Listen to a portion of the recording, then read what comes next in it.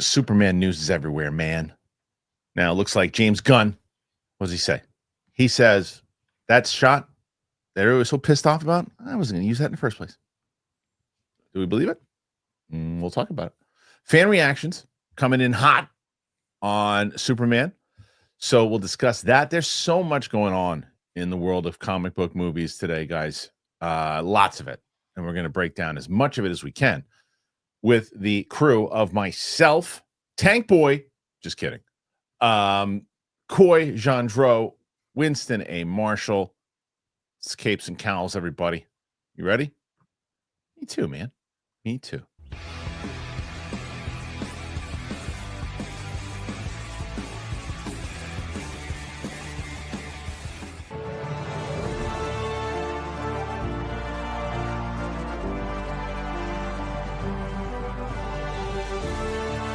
Welcome back, ladies and gentlemen.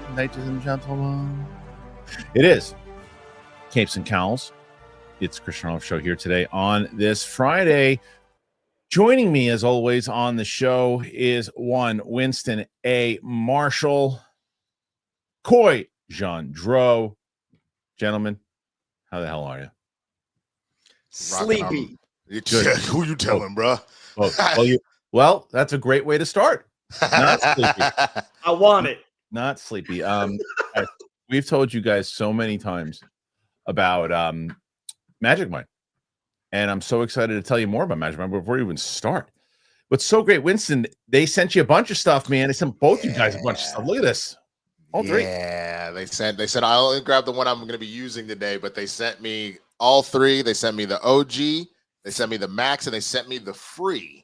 Yep. Which free, not free in price. Free is in free of caffeine, that version of Magic Mind. Yeah, and what's great about it is that Magic Mind said, listen, we're basically going to send you guys this stuff. We want you to drink each one of them for 6 days, 2 days for each, and we'll see which one kind of works the best for you.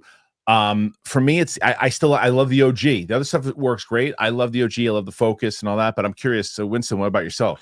Yeah, man, I really enjoy all three. I find that the Max is perfect for a day that I don't need my coffee. That's one of the things that they said, that it's a nice add-on to whatever caffeine, but the Max is perfect for the day that you're like, I don't need my coffee. It gets me right. I'm good to go. Coy, what about yourself? I'm a Max guy on a day that I'm overburdened. Like I like the regular on a day that I'm actually good at work-life balance, but when I've done the usual and I've ruined my life, the Max is the way to power through, because it's I mean, I talk about it all the time and they always sound like buzzwords, but the evenness of the Magic Mind elevation allows you to like have a 14 to 17 hour day as opposed to like but I'm rocking a free today because I did not schedule well. This is my third podcast, so a little of this, That's Coy. Same thing, bro. It's just perfect. It gives me that sharp edginess right there, but I can still have my caffeine. It's perfect. Because this is caffeine free, and this is caffeine full. Yes. Yeah. It's actually pretty wonderful. So I would highly recommend it. And the good news is too, if it doesn't work for you, they're going to offer 100% your money back, which is a great deal. In general, you won't need it, but I'll put the links in the description there. And make sure that you guys check it out, because we love ourselves some Magic Mind. We've been with them for a very long time. You guys know it. We love it. And we'll put the link will be in the description. So look at that. Look at that. Starting already, everybody. Everybody. Well, First 5 minutes of the show. People ask how you doing. I don't usually go, I want to talk about a sponsor, but Magic Mind, I love you. Every time. You're off the screen again, Coy, but that's all right. All right, let's start. Let's start with some stuff here with Superman. I mean, it's going to be Superman heavy for the next couple of weeks, guys. We know that. Coy knows that. Coy today had James Gunn was on the DC show, so make sure you guys go check that out. He's happy to see them on there. He's happy to see Coy finally on the couch. I'll say it. He belongs there. All right. Superman gets a new theatrical poster as fans share reactions to 30-minute preview the screening that they saw.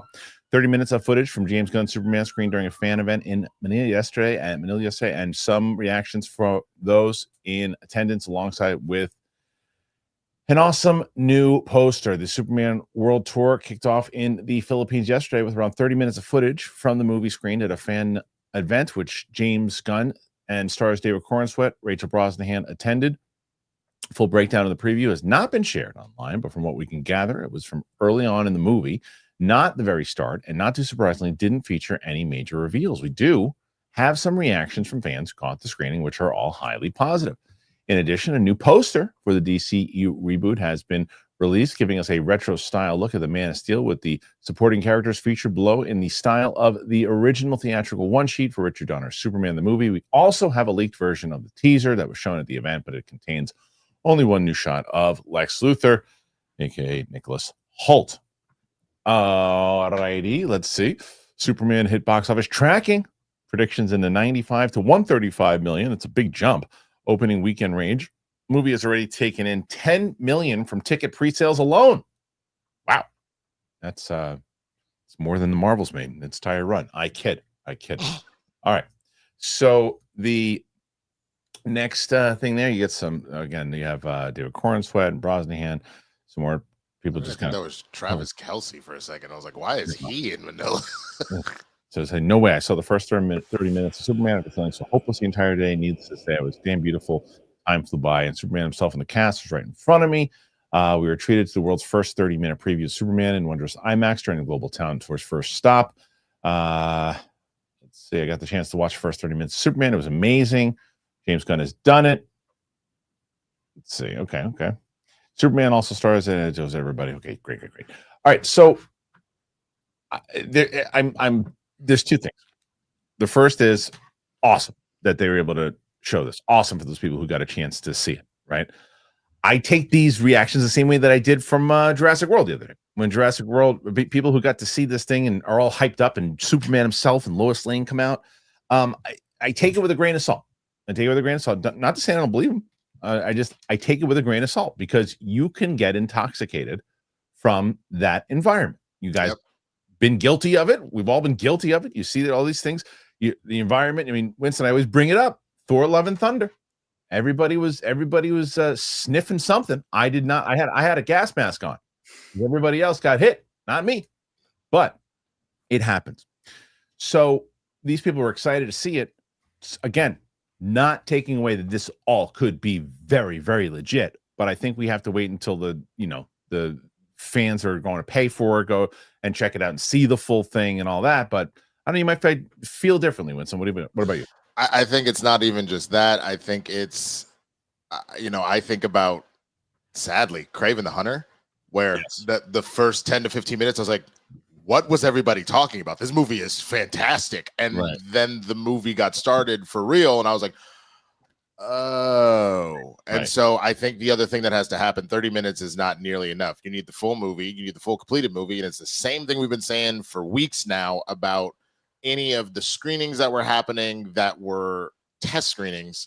It's in the name for those that it's a test. It's to see what works, what doesn't work, what do we need to tweak, all that kind of stuff. And like you said, this is a fan event. This is a press event. People are hopped up on Superman. People are in Superman outfits. David Cornsweet's walking by. People are like, oh my God. So like, it's not going to have quite the same effect versus, I understand people that don't want to trust critics fully, but I would rather hear what critics are going to say at a completed film as to what's going on. And truthfully, more so from the critics screening than the premieres. A lot of people from the premieres, like you said, can get high off their own supply. I can admit it. I was wrong about Love and Thunder. It is what it is, but it happens. I mean, that is the intent of that. That's what people don't understand.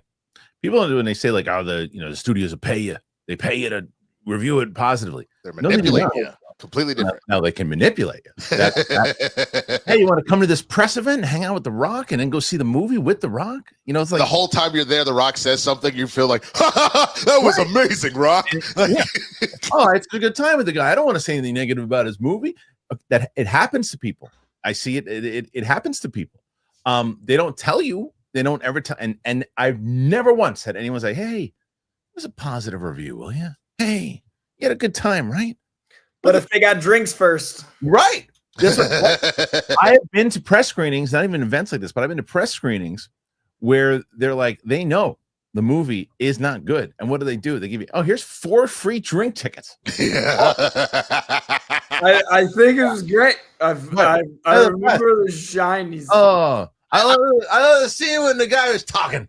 I remember with the Flash. When I went to the Flash, there was a press screening, but they let fans in. So you had all these people dressed like the Flash and Superman go, woo! Every time something happens, and I'm like, what was that funny? It's like if you're in a comedy club at a corporate event, nobody's drinking.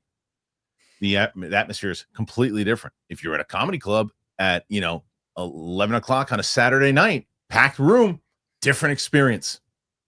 In general, it doesn't necessarily mean the content is any different, but you never know. Coy, what do you make of this so far? But if you're DC, you're still pretty happy that you're getting this kind of hype, right? So it's June 20th. I personally, I empathize with the folks that have only seen 30 minutes, but I'm glad we're not doing the whole movie yet in a wide way. Like, the movie's 3 weeks away. Mm-hmm. I don't think that's sustainable for spoilers or for certain things. This marketing has done a great job at being evolutionary, right? Like, the first trailer to the second trailer to the third trailer, all were different enough, but none of them revealed too much. And I, as someone who hasn't still seen the movie and who doesn't know the story, doesn't want to know it until I see the movie. So I like this 30-minute thing. Obviously, some people wouldn't want to just see the beginning of the movie, but then those people could opt out of the tickets. So I think it's a good way to build hope and excitement and actual conversation.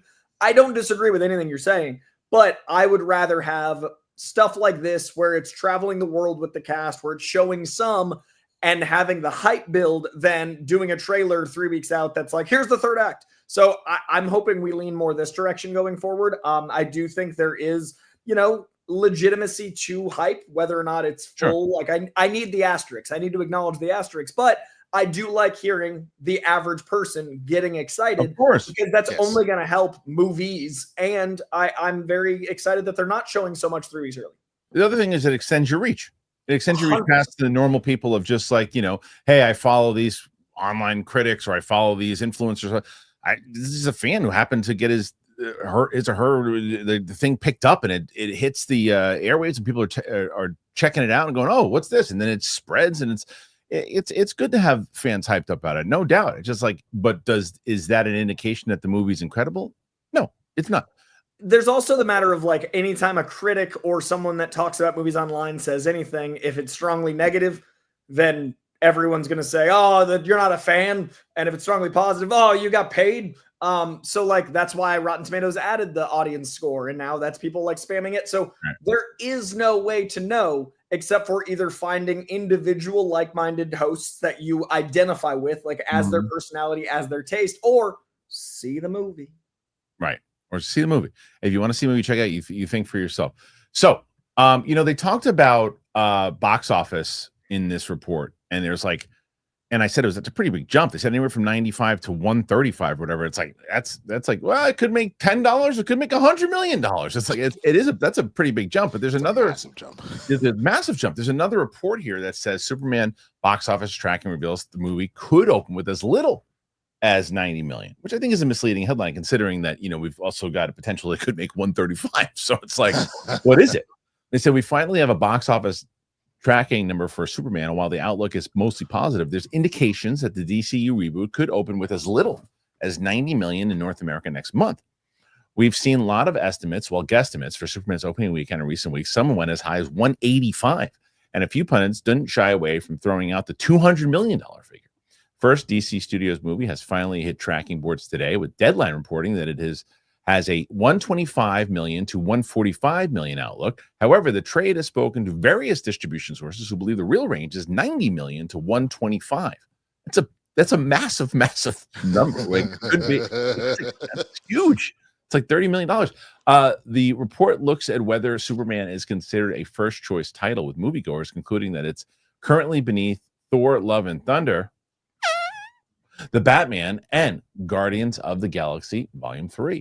Not a bad place to be, but here's where things get a little worrying. As the trade puts it, first choice for Captain America: Brave New World is higher than Superman by 71% at the same point in time.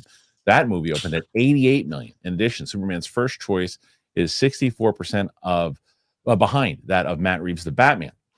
Superman did well in terms of pre-sale tickets, topping the Fantastic Four First Steps, but it's typically the hardcore fans who buy those tickets this far in advance. The DC brand is tarnished thanks to the DCEU, and sources tell Deadline that when it comes to Superman's opening weekend, it boils down to reviews. At first glance, these numbers are a little concerning. Assuming Superman can top 100 million, DC Studios will likely be pleased, but it's how well the movie performs in the weeks that follow, which will count. The odds are stacked against the Man of Steel, as he finds himself sandwiched between Jurassic World and the Fantastic Four First Steps. Hollywood Reporter is running with 135 million debut for Superman, but has similarly heard that 90 million to 125 is a strong possibility. Recently, James Gunn denied claims that DCU's future hinges on Superman's success. That's not the truth for me. My truth is that this is the first movie out of DC Studios. Other people may say it's going to be a home run, nothing else. I'm like, no, I'd be very happy with a double. Effing Iron Man wasn't the be-all, end-all. It wasn't Avatar. We are doing something that's a piece of the puzzle. It's not the puzzle itself. It's just this one movie. It's not everything. I'm responsible for my piece of the pie. I've got to make my budget back. I'll be happy with that. Corey, you're going to have to be left out of some of this conversation. James Gunn, I'm a big fan. I'm a big fan creatively. I'm a big fan of what he is trying to do, the task that he has to accomplish here. My man is a master of spin. He's a master of spin. He is very, very good at saying, and we'll get to another story in a little bit, like, oh no, I was never going to use that shot in the first place. Come on, man. It's like, come on, man. So you can, come on. Like, you can hide. Go ahead. It's fine. Come on, man. And then, like, so this is one of those things. I don't disagree with him. We've said this. He'd be happy. Well, he needs to make his money back. He's gonna be okay if he makes his money back. He's not gonna be happy if he just makes his money back. He wants it to be a hit. Who wouldn't want it to be a hit? He wants it to be a hit. He wants to be able to go forward. Go ahead. It's the studio. It's Zoe Kravitz. No, I'm just happy to be nominated. No, right. I it's not that big of a deal. Like blah blah blah blah blah. And then as soon as the veil comes up, yeah, I want this damn award. You know how hard I work for this. Like it's the same thought process. So of course, but what comes with it though is he is the head of the studio. He has to. Right. What he's doing is the right call. And I tell Rocha this, and I'll tell him on Monday. I think Rocha's really tough on him. I think Rocha's too tough on him. I think Rocha, the fact that I think there's a lot of people who are too tough on him. I think the fact that what he's trying to do, and he's saying, look, I just want to make a good movie. I want people to enjoy it. If it makes the money back, that's good for me. Clearly, he's not going to say, hey, we lose money as people like it. You want to make your budget back. He wants to make money. He wants the movie to be successful because he wants to continue on, and he wants to be looked at as a success. That's the truth. It's what it is. As far as the budget goes, I'm not taking any of these budgets, the projections for the box office, not taking any serious because I got one word for you. Minecraft. The thing was projected at whatever the hell it was, and it like doubled or went shot way past it. People are excited for this Superman film. They're excited for it. It's gonna. There's no. I would put a bet. There's no world where this movie makes 85 to 90 opening weekend. It'll make. Pastor, go ahead, quick. I can speak to the tracking being so broad that normally tracking is within relativity. We've actually talked about how tracking is done. I've never seen a range like this ever. I've never seen between 90 and 135 is literally like half of the original estimate added to it. Like that's like half of 90 is 45. You add 45, it's between 100 and 150% of our goals. So I would say tracking wise, this movie has more buzz than I've seen in years around something in this type of film. I don't know how much of that is my algorithm because I'm obviously saying Superman a lot. I'm searching Superman a lot. I'm working Superman a lot, but it feels so different. It is 2 weeks later that we get Fantastic Four. I have been very aware of Fantastic Four. I have tons of Fantastic Four comics. I have almost as many Marvel searches as DC because my job is DC. It edges it out slightly, but I looked at my actual searches. I'm getting maybe a fourth as much Fantastic Four. And so I get they're probably going to surge after Superman, but the fact that everyone's talking about Superman, there is no way it does 90 million opening with the hype. No, and then Winston, to follow that up after that is that what I do agree with that article that we read is that, and we've said this a million times over, it's all about week 2. Like, because even though week 3 they got Fantastic Four and they're going to take a hit, obviously, it's week 2. Like, week 2 is that movie's awesome, I got to see it again, or another DC movie that just doesn't hit it, and that's where they fall into problems. Week 1, that people want to see this movie, and again, the ones who really want to see it are going to see it. The ones who really want to see it are going to tell their friends how awesome it is if they love it in week 2, and then it's going to spread, because I am seeing a lot of people that don't know a lot about, the movie news and everything. They're very aware of this movie. This movie people are aware of, and people are hyped for it and want to see it and check it out, and they're interested. And I think that it's a time that you could use a character like Superman in the tone that they're expressing, so it really could hit. You look at like what Star Wars did in 77 during that time. It was a dark period of movies, and the movies that were hitting were Chinatown and things of that nature. And Star Wars was let's have some, let's fantasy and hope and everything. And maybe that's what we need right now. And maybe, and new stars and new people. It is so important to have someone like a David Corenswet where you go, who's that? I don't know who that is. Oh, that's Superman. That's what you need, as opposed to who's that? I don't know. Oh, that's Leonardo DiCaprio. That's Brad Pitt. That's so-and-so. Like, that's Tom Cruise. This is his chance to cut his teeth. So Winston, all that stuff. What do you make of the opening weekend? What do you make of this in general? What say you?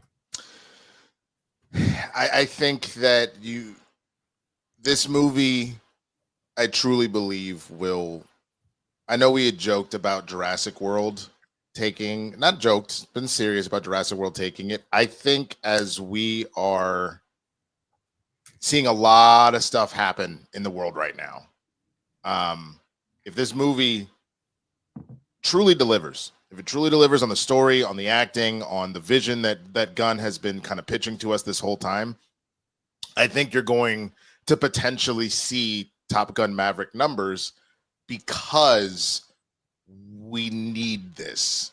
And so I think, just all that being said, people went to go see Top Gun Maverick again because over and over and over again, because it was a good movie. The acting was phenomenal. It brought back nostalgia, which Superman would do. And we really hadn't hit that stride yet in theaters. We were still kind of coming out of the pandemic, and some movies were doing like okay. And then that was the beginning of it. And then obviously we got Spider-Man later, and Avatar and Barbie and all that. But it got people excited to go to the movies and to escape for a while and still have a great story that said something to you. And so if Superman, which is supposed to be the beacon of hope, is here, and we're seeing all this turmoil of superheroes being bought out by corporations, so the idea that corporations are doing stuff and the world feeling like it's at war, and then somebody can come in and deliver hope to the people, that is the type of movie that you would want to see it again. You'd want to take your mom, you'd want to take your kids, like right. That's going to encourage you to go multiple times. And that is how you end up with $1 billion movie, not because every person in America or around the world goes to see it, but that certain individuals see it multiple times and they bring people to come see it the first time. I'm still sticking with, I don't think it's going to make $1 billion. I still think Jurassic World internationally will play bigger, but I think it's going to hit pretty heavy domestically. I still don't think it's going to beat Jurassic overall, especially now. I mean, apparently, Squid, did you see Jurassic? Yep. I don't know if I can talk about it. You can't talk. Well, you can do. You the can embargo is social embargo. Social embargo. What are your initial thoughts? Social embargo. Initial thoughts. The bar is low on this statement, but it is the best Jurassic World. Okay. World. So, and like not Jurassic franchise. No, World. No. Just checking. Okay. Yeah, but like I loved the experience going in with world level expectations, not park level expectations. I see it on Tuesday, so I'm excited to check that out because I'm seeing a lot of people now that were initially after the premiere, same thing we were talking about before. Oh, it's great. And so then I start seeing people who are going to the screenings and starting to see stuff, and it's trickling out that it's pretty much the same thing. Like, it's enjoyable. That adds to the fact that I think it's going to beef up some business, and it might beef up business in week 2, which is not good news for Superman. If it is pretty good, and if it is the best Jurassic World, people do want to go check it out and don't want to see a comic book movie, but like Jurassic Park, that could hit Superman right in the tights. So I think that Jurassic World will still be the winner out of all three worldwide. Domestically, I still think it'll be Superman. But Coy, you had other thoughts you wanted to make here? Yeah, I do think it's interesting. We've never had quite this big of a July. So when you look at tracking, there's usually kind of comparables, but I do think Jurassic and then and then Superman and then Fantastic are kind of the craziest trifecta we've had this close, like a 9-day window and a 2-week window with Smurfs kind of thrown in there for a family thing. I think this could be the biggest month since the pandemic at least, but I also think we've never really had comparables of what it's like to have a 9-day gap and then a 2-week gap as far as repeat viewings. I do agree with Winston. I think Superman, if it's as good as it feels and looks and seems, people will want to live in that hope again. People will want to like live in that space. And I know personally, I really want to see all three one day. I want to spend a day going super Jurassic Fantastic. Because I can't think of a better, more, it's like the most child affirming day. Like what joy to have like 7 hours. You say that, Coy, and I'm like, do I even have a day on the calendar where I can do that? I took off August 12th. I have my next day off is August 12th, and I'm going to do it. Like that's my day. You think that also you're going to see all three in the theater on August 12th? Wow. That's my next day off, and I want to go super Jurassic Fantastic. Yeah, they'll still be in the theater at that point, unless it won't be so crowded I can't like. Yes, it's true. Unless they all are bombing. Then the chances of that happening. But like it's 6 weeks after Jurassic. That should you'd have to really be like making no money in order for it to get pulled that fast. And I'm in LA. Like, it'll be right. It'll be playing. It's interesting. It's really interesting. So I ask you guys about this. What do you think overall? Do you think this is Superman's going to do 120, 130? Is it going to make that 90? Will audiences respond to Superman? Anything that we talked about when it comes to James Gunn and his thoughts about making the money back, that's good enough. Buy it, don't buy it. Put your thoughts in there, let us know. And speaking of which, James Gunn, he says that the infamous Superman flying scene won't be in the movie. He said, I didn't love the shot. So Superman director James Gunn has revealed that the shot of the Man of Steel taking flight went viral because of how goofy it looked, and it won't appear in the movie. Back in January, DC released a new TV spot for James Gunn's Superman, and while fans were delighted to get a first proper look at Superman taking flight, one quick glimpse of the Man of Steel came in quite a bit of ridicule online. The shot in question was a close-up of Superman's face as he comes out of a barrel roll to avoid some rocks. Some fans made fun of the goofy look on the character's face, while others felt the VFX made him appear unnaturally still when his hair and cape could be seen billowing in the wind. Whatever the issue may or may not have been, a lot of people seem to be in agreement that something simply looked off. Gunn was asked about the teaser on Threads and responded with the following. There's absolutely zero CG in his face. People's faces can look different when you put a wide angle lens up close. The background played is 100% real, as is David. Despite his initial defense of the shot, Gunn has now acknowledged that it did look a bit funky and won't actually feature in the finished film. It was a TV commercial, and it wasn't a finished visual effects shot.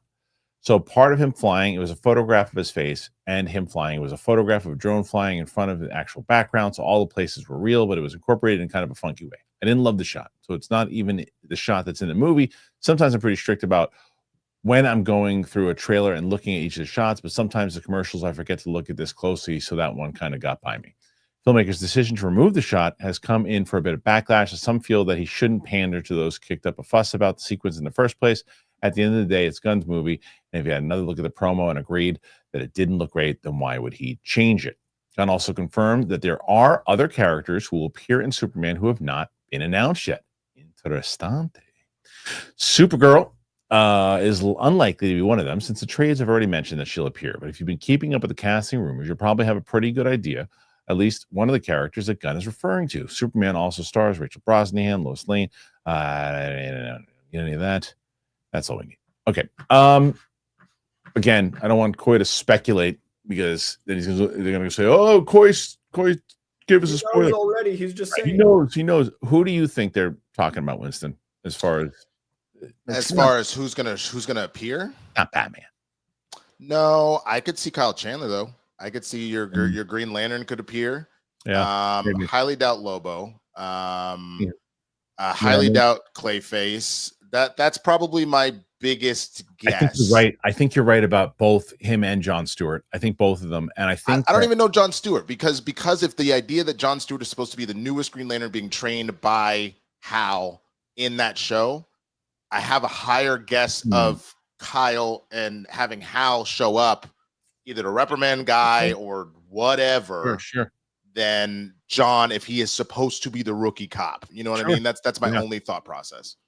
Yeah. Unless a Green Lantern that's not Guy dies, and so we see Aaron Pierre because the ring goes to him or something like that. That's just too much. But but I do think that and Peacemaker is another one that's possible, right? Because you want to promote the show. So absolutely possible. But let me ask you this, if you can, and you can choose not to answer if you don't want to. But when it comes to the stuff with the shots, because the thing that gets me is that they addressed this in the article. He responded to it up top when he's like, no, listen, he defended the shot. And then after the backlash and everything too, then he's like, I didn't like that shot. My personal opinion is, even if you're going to take it out, which again, people are, oh, you shouldn't take it out. If he wants to take it out, he can take it out. He's allowed to. If he feels like he's like, oh, I thought that was a good shot. People didn't like it. I'm going to take it out. I don't want to do that in the movie. That's his prerogative. However, don't tell anybody. Just don't do it. Just don't put it in. And then when you go, how many times have you seen something in a trailer and you're like, oh, that shot wasn't in the movie? It's pretty common, especially if it's not like a major shot. I spoiler alert, think he'll fly a lot. Right. But the shot itself, like I remember when it came out, it is so clearly a wide lens that distorts a face. Like if you watch Severance, they use it as an effect. Like Severance manipulates that wide lens into a narrower lens. So I'm glad that, the addressing of it's all practical, it's not CGI was like addressed, but I personally would have just like let people go see the movie and complain whatever they wanted to do anyway. But I also understand like marketing is going to grab stuff separately of you. He's overseeing a whole universe while writing and directing its flagship movie and its next show and having just come off Creature and building, like he's got a lot going on. So I could easily see there being truth in, I don't like the shot, but if he didn't like the shot, I would have just taken it out without comment. So I'm agreeing with you while also saying like, I buy the plausible deniability and I see how it happened, but like, just if you don't like it, don't use it. And I think people being upset about a director not wanting to use a shot is a bit much. I think it's fair to say, Winston, also what Corey's saying here, that's just like, look, this guy is he's overwhelmed. He's got a lot of stuff going on. And he's like, okay, look, hey, this is the trailer. Okay, trailer looks good. They have him flying the barrel roll thing I did. Okay, yeah, great. Run with it. Go. TV spot, go. You can see it. I can see that as believable. But like for me, it's the defense of it, then going, and then you see people who I don't think there's anything wrong with that too. That's why if he sees it and the audience doesn't respond to it, what's the difference in that in a test screening? You look at the test screening and everyone in the test screening is saying, I don't like this. And you go, okay, let's not put that in there. I don't think that's unfair. It's not pandering. It's going, they don't like this, so I'm taking it out. That's literally why I kept saying the idea of trying to judge the movie based off of test screenings is stupid. The point of a test screening is to figure out what works and what doesn't work of the general thing that you're doing. So that, like, in the same way that if you were making a dish, you would bring it to your head chef. They go, nah, that's missing some salt. Put some salt in that. That's literally all it is. You were bringing this out. Sorry, I didn't like this. It feels like it needs some seasoning. You're right. Sorry about that, sir. Bring it back. Throw some salt in it. Yeah. Okay. What it is, I'll be honest with you, people just like to complain. Of course. That's what that is. It's that people always want to pretend like they got one up on somebody, so they can be like, see, he's a like, no, it's silly. Look, I do not envy the position that James Gunn is in. I do not envy it at all. I mean, not only is he directing this movie that is launching the DCU and writing it, he's running the whole thing, so it's like the guy, he, if he didn't have gray hair already, he would have had it today. So I really do feel for him in situations like this. And I don't go, he's lying. What's going on? The guy's got a lot on his plate. Leave him alone, leave him alone. But either way, we'll see what happens in the long run.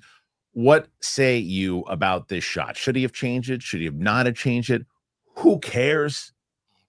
Put your thoughts in there. Let us know. I'll tell you what you should care about. You should care about having good coffee. I like coffee. I love Trade Coffee. And I like getting a good workout. So I'll tell you about both Hydro, Trade Coffee. And if you don't get either one, then you're dead to me. Man, oh man, I get it. You're like, I have my go-to coffee. I'm good. It's familiar. It does the job. Yeah, but then I tell you that you're missing out on something way better. Trade. They introduce you to new, freshly roasted coffees, and they're next level good. Once you taste it, there's no going back.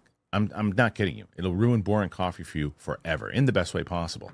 Trade is the #1 coffee destination, bringing you fresh coffee from over 50 of the country's top roasters. You take their quiz, and in under a minute, they're going to match you with the perfect coffee. If that first bag isn't quite right, Trade's going to replace it for free until they nail it. Trade's prices are on par with grocery store brands, but the quality, it's next level. Plus, you're supporting local roasters, and it is a win-win. I love it. I've been using them for so long. I've been talking to me. If you've been listening to the show, you know how much Trade is like my thing. I have this big bag right now. I'm going to switch over to the next big bag because that one's out, and I've been using it. I've been every morning just been like, oh, here we go. I get excited for my coffee because of Trade. Right now, Trade is offering our listeners 50% off your 1-month trial at drinktrade.com/Christian. Exclusive offer for you guys. That's drinktrade, TRADE.com, Christian, for 50% off your 1-month trial. Drinktrade.com. Warm weather hits suddenly. I'm juggling vacations. There's visitors, zero routine. Hydro brings me back to that structure so I can get quick, efficient workouts that keep me feeling grounded no matter what my calendar looks like. So for Hydro, if you didn't know, I've been telling you guys, I've been going and working out 4 days a week, but I need other things sometimes when I can't get to the gym.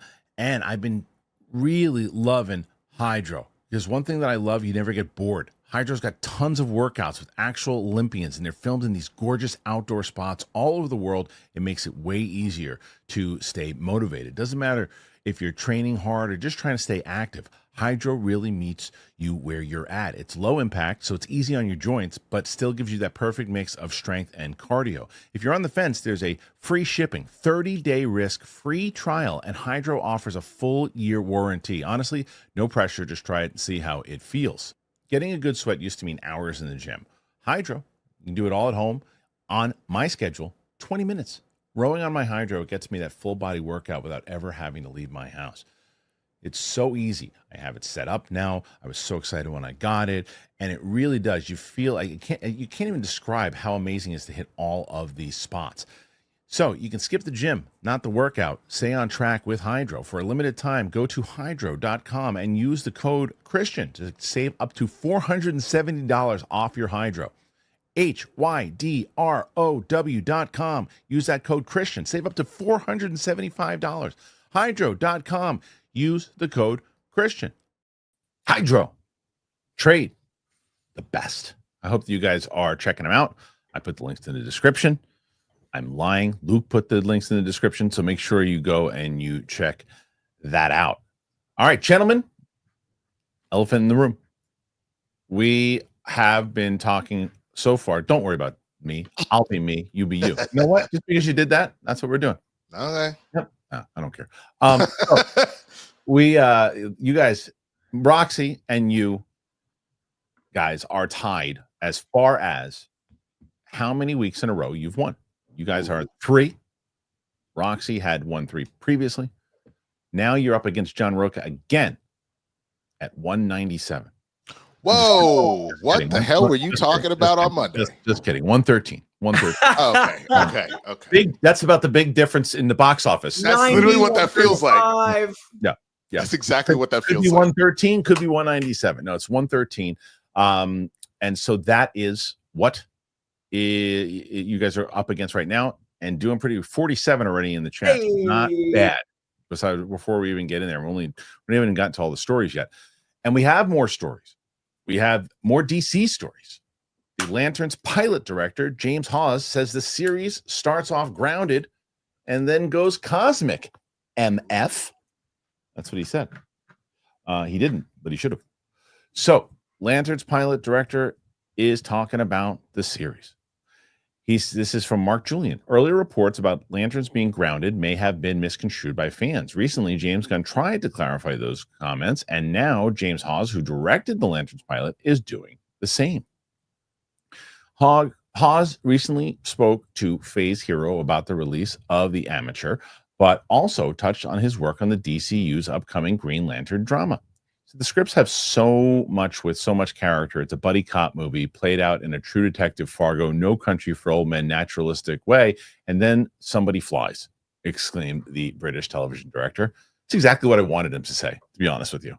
Exactly what I wanted him to say. Addressing previous reports and comments about the series being grounded and the assumption that everything is set on Earth, Hawes stated, "I'm going to talk very obliquely about this because there are excitements to come. It won't disappoint the classic fans. I think it will invite a whole new audience as well, because we get to meet the characters in quite a rooted way before it takes you intergalactic." The Lanterns talking. Okay, great. Filming on Lanterns reportedly wraps next month. This is great. I love this because to me it's like, okay, it's going to be grounded, and everybody's like, well, you're not going to have anything in space. And he's going, take it easy. Basically, what we're going to do is we're going to introduce you to the characters. You're going to like the characters a lot, and then it's going to get cosmic. It's like it doesn't have to stay grounded. It starts grounded, then moves. If you're asking me, and I didn't hear any interviews, and you say, Coy, what do you want from this Lantern show that they say is going to be like True Detective? I would say, well, I hope it starts like that. I hope it starts grounded, and then I hope it goes into space. And that's what it seems like he is confirming. I mean, Aaron Pierre's character. Oh, he starts in space. I was ready for you to break into the full song. You have Kyle Chandler's, Hal Jordan. He's earthly. He starts on Earth and then goes to space. That is how the characters, I think, need to start, because we haven't had that canonically good Green Lantern to bounce off of in pop culture. We need a true basis. And if you're going to believe something as big and grandiose as cosmic, space cops, I think grounded is a good place to start. But it is reassuring that now they're adjusting their actual narrative, because this comes out next year sometime. It's almost done filming, very early. It's June, guys. That's incredible. So now you can start your actual conversations on it to build hype. So I think they're handling marketing better than most studios, and I also think they're doing a really good job making the thing what it needs to be, but also growing the narrative around the advertising. What do you think, Winston? Yeah, I think we've all kind of agreed that this was the best way to do it, is to allow a slow burn. I think it's going to be different as a movie than a show. I was going to use it as an example. Everything, Everywhere, All at Once. You took the time to establish the world, kind of set the rules, get you involved, and then multiversal shenanigans. In this case, get used to the world, get used to the people. As you mentioned, go to space now, and now we get to see how grandiose this entire thing is. I think that is also within the realm of what HBO does, knowing that that's where we're putting this. It kind of reminds me of Watchmen, and how Watchmen was kind of the same way. We just kind of started with it a little bit, and then by the time you got, to the end, we were like, oh, that's what's been going on this whole time. That's what's been happening behind the scenes. I think that's more of what we're going to get. And to me, that's just really good storytelling. So I'm excited about it for sure, but I feel like he didn't necessarily say anything that I would be like, that is so new, good for you. I've more been like, thank you for doing the correct thing. Right. That's exactly right. And I love, and it's funny because I've just started watching The Amateur. We're about 45 minutes. Did you see it yet, Coy? I heard it's great. It's on my list now. It's really good. So far, I'm going to hopefully finish it tonight. That's the whole point. But yeah, I'm going to try to catch up on as many movies. I want to see that. And then what's the Wes Anderson one that everyone's talking about? Grand Phoenician. Yeah, the Phoenician Scheme. Is that on digital yet? It just came to theater, so probably. Yeah, that's what I figured. Well, I mean, Thunderbolts is coming out on digital July 1. So wow. All right. $50 million loss. I know, that's a big one. All right, guys, Green Lantern. What do you think? Is this the way you should approach it? Yes? No? Put your thoughts in there. Let us know. Do it on the live stream. Do it on the replay, and do it on the Clips channel, man. 10,500 on that Clips channel. We're building. We're growing every single day. If you want, people go, oh, wait, the timestamps. You don't need timestamps. You need the Clips channel. That's where you can find the segments. So let's get, speaking of Marvel, I just brought up Marvel beforehand. Let's do this. There's a whole bunch of things yesterday we talked about, and we'll kind of touch on that same article here. Yesterday, guys, they mentioned there's an article that said that Marvel was going to have 4 movies in 2028 that were coming out, right? And one of those rumored movies is a Fantastic Four sequel, right? Or at least we know that potentially that's where it could land. So following the reports that Fantastic Four First Steps could be getting a sequel as soon as 2028, Reed Richards actor Pedro Pascal has added further fuel to the fire with his social media activity. Josh Wilding reporting Marvel Studios dated a fourth movie for 2028 earlier this week. While the expectation is that at least one of those slots will go to another Disney-owned property, the trades have suggested we're getting a sequel to the Fantastic Four First Steps 3 years from now. Provided the upcoming reboot is a success, it would make sense. Marvel's first family will have a lead role in Avengers Doomsday and Avengers Secret Wars, and launching the next era of the MCU storytelling with an adventure set on the new sacred timeline feels like the right step. Today, Mr. Fantastic himself, Pedro Pascal, has added further fuel to the fire by liking an Instagram post discussing these supposed sequel plans. This may mean a lot or very little. Thank you, very little. But we have to believe that he has a vague idea of what Marvel Studios needs for him in the years ahead. Galactus, Doctor Doom likely be off the table in a potential follow-up. However, this team has a long list of villains who have yet to grace our screens. They mentioned a whole bunch of them, and Coy wants to know who they are. Great. Okay, so last year, Pascal was asked why he decided to join the MCU and this movie. In particular, he said, "What do you think, stupid? Money." Nope. But what he really said was mainly because of the cast that I would be part of. Matt Shackman, the director, has been a lifelong friend of mine, and because of the influence of the world of Marvel, it's authored so much of popular entertainment. And to be invited into that experience is something that I couldn't say no to. I love the comic, and I love being in that family. Ultimately, the Fantastic Four First Steps gets a sequel will boil down to box office takings next month. Marvel Studios hasn't been on a hot streak in 2025, so it needs to be a critical and commercial hit if the team's ventures are going to continue. Well, I agree with that 100%. I think we all agree with that 100%. You can announce or not announce, but you can start making plans for a sequel. But if people don't want to see the movie, they ain't making a sequel. I mean, that's happened before. There's been many times. I mean, I'm watching She-Hulk right now with Sam. Thank God we're almost done with it. And how is she liking it? She does not like it all. It's her least favorite thing out of anything she's watched. Oh, wow. She hates it. So she didn't mind a few of the episodes, and she loves Daredevil, but she hates the overall series. And it's one of those things where they clearly were they even say in the finale, "Oh, in season 2, I'm like, you ain't getting to season 2." And it's like, you better be careful. And there's a lot of different things that have tried to do that, not just in Marvel. And if the support isn't there, you ain't getting a sequel. I do believe this movie will get a sequel. I do believe this movie will do decent, and pretty well, actually. So the question of, that 2028, I think, Coy, we should start there, right? You heard yesterday the 4 movies in Marvel that are coming out, that they're going to do this. And then there's that, obviously, the quantity over quality thing. But then there's that, as they mentioned in this article, who knows if they're really going to put 4 movies out there? They're just going to hold the spot for one of their Fox movies or something else. What do you make of all that? And what do you make about the potential of a Fantastic Four sequel before we even get the first one? I think Fantastic Four sequel is possible to even likely, but what I think that date is X-Men. I think X-Men December 15th makes a lot of sense. I think they just announced, we're in talks, Jake Schreier of Thunderbolts. I don't know how confirmed it is, but it seems like that's heating up. And post Secret Wars, I think they're going to want to have another strong team like Avengers, and that's X-Men. So I would say a likelihood, even maybe more than Fantastic Four, is X-Men on that date. But I think it's going to depend on how FF does. The Dark Universe never started, and they mapped out 5 of those movies. So I think we got to see how this one does, because they need to be home runs at this point after the Thunderbolts loss. And even though we talked about franchise math and those things, Marvel does need to have very strong wins, at least a couple. So I think X-Men is more likely, but we'll see. Yeah, the focus is definitely going to be on X-Men. But if we're all wrong, and this is the $1 billion Marvel film that nobody expects, because we were all guessing around 750 or something like that, close to it. So in that range, somewhere in that range. This busts out $1 billion, then they will fast track a sequel. Yeah, and they'll be cooking with gas, man, because then you have the Avengers movies coming out, Spider-Man. You'll be in good shape. And to that point, the argument would almost be that Spider-Man, Fantastic Four, and X-Men really are more so. The Avengers have obviously made a name for themselves now because of what the MCU has done.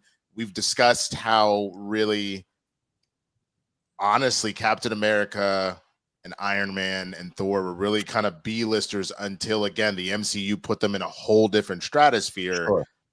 If you get all of your what are considered kind of your A-listers in that regard, all firing on all cylinders, like the OG A-listers now. Oh, bro, you thought that they were going to keep it as some 2-3 movies. I'm afraid they'll launch themselves back to 4 on the regular if Right. Fantastic Four and Spider-Man and X-Men are hitting like that. Yeah, I mean, and I think X-Men is Fantastic Four. That's the future of it, right? I mean, that is the future of this for sure. They need to build that out, get these characters locked in, and people got to really respond to it. I'm so curious. July 31st is going to be a very interesting conversation. We're going to have a new shape of the next 5 years at the end of next month. In general of what, like, who of what's it's either going to be one of these things of like, okay, people still care about Jurassic World. No one cares about it anymore. It finally lost its magic. Superman, DC is back. DC's in trouble. Fantastic Four is going to save Marvel. Man, are they in the shitter? It's like there's so many different conversations that we could have. It's also like Universal, Disney, and Warner Brothers, on the macro scale, 3 of the biggest studios in the world with their big, put it all on red. Yeah. This is an all in for all of them. It's crazy. So look, man, put your thoughts in there. Fantastic Four, are we getting a sequel? Should we get a sequel? Should they just wait and see? Put your thoughts in there. Let us know. Clips channel. That's it. Just Clips channel. That's what I just screamed out. Clips channel. All right. We are going to get to questions. And we are also going to talk to the guys real quick about what's going on in the channel. Your channel, Winston, what do you got? So excited. Today is when I'm dropping my Sam's Avengers team thing. So come on over, youtube.com/theswaggyblurred, and check it out, man. I had fun. I had fun doing it. Y'all know that I love to get real particular with my editing, so I was taking my time. But it's gonna be a good time, and if this hits, I'll be doing a lot more of these. Cool. Summer's here. I just dropped a ton of stuff. I got an F1 review up. I got a 28 Years Later review up next week. Hopefully, I don't know when the embargo drops. I'll have a Jurassic World review up. I've shot it. I'm waiting to post it. Lots of stuff over on my page. Finally got out of my stagnance, almost at 47+K on the road to 50. Also today, new DC Studio Showcase, sitting down with James Gunn at the desk, like I'm in the chair. I'm very. I know you're on the desk. Like it. It felt nice. So check that one out, especially. Please check that interview out. I'm really proud of it. And also, Real Rejects new podcast dropped today, and lots of other stuff to come, including a DC High Volume on Wednesday. Lots of stuff going on indeed, ladies and gentlemen. So let's get to these questions. Now, we are going to start with Derek Johnson gifting 5 more memberships. And I said, guys, I think Derek Johnson, I think is determined to make sure every person in this chat is a member. Derek Johnson doing the work. Derek Johnson's a real one, man. He really is.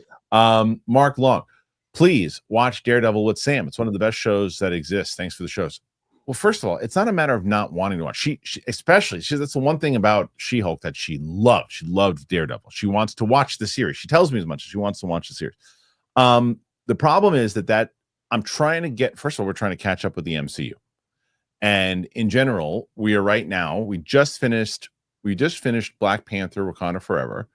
I'm surprising her today, and we're going to watch, because we just watched that, we're actually going to watch Ironheart. We're going to watch the first 3 episodes of Ironheart today. So you did get the screeners. Yeah. So we're going to watch Ironheart, the first 3 today, and then we will release them. So that's the first show where there'll be the one that's out of sync, as far as timeline, but it'll be the first thing we both watch together. So that's why I wanted to do that. And then we're going to do the movies, and what people keep asking me for Agatha for her, right? And like I said, I already did it with Sadie. People are like, we don't care. We want to see Sam react to it. So I guess I'm going to do it with her. We'll have Agatha come out. However, if people don't watch it after the first, I'm going to put first 2 episodes. If they don't watch it, I ain't doing one past episode 1. So if it does that down arrow, we're not doing Squid Games here. Anyway, so we'll see. We'll see. As far as Daredevil goes, to answer your question, eventually, maybe end of the year, maybe something. It doesn't eventually, but not anytime soon. Derek Johnson gifted 5 more memberships. Thank you, Derek. Pierre, I love Pierre. What's up, Pierre? How you been? Kristian, hate to pile on, but you say you never finished Agatha. You only got through episode 6. Then one of your kids got sick. Well, yes, we did finish the show. We just you didn't see us finish the show. we did though. We did. She liked the show and wanted to finish. But you're not wrong, Pierre. We didn't finish it on screen. So, damn you, Pierre shakes fist. He's right. The timing. Yeah, he's right. He's right. Clip Champ Razor. I just watched Koi's DCU showcase. Great work. Saw you ask about some DC characters. If you ever get that chance again, please ask about the question. I squeezed in as many as I could tactfully, Yeah. and I felt like if I was just like reading my favorites, it would have been obvious. So next time he's on the next list. I want an hour one-on-one. It's too hard. And again, here, you know what? I'll do this because that way we'll get Koi in trouble. It's too hard, speaking from experience, to have 3 people in a room asking questions because it bounces back and forth and everybody wants to make sure they get a question in and you want to be nice and make sure that one person, one-on-one. Put Koi in a room with James Gunn. He didn't say this to me. He's right now saying, stop saying this. I think you got to put Koi one-on-one in a room with James Gunn. That's my thoughts. All right. A lot of headlines it would be. Just saying, internet. Yep. Avi Malik. Hey, Kristian, I went down a deep rabbit hole in the Wi-Files channels thanks to you. I'm surprised you guys. I'm surprised Koi hasn't. You would love that channel. The fear of it is that, like, I already choose not to sleep to do 7 jobs. If I added a fun thing, curtains. You should check out the Wi-Files, man. I'm telling you, just one, like, just you're a Matrix guy. Oh, huge. That's the concern. I looked it up and I was like, oh no. Make me one problem. Just one problem. Watch one video of theirs. Just one.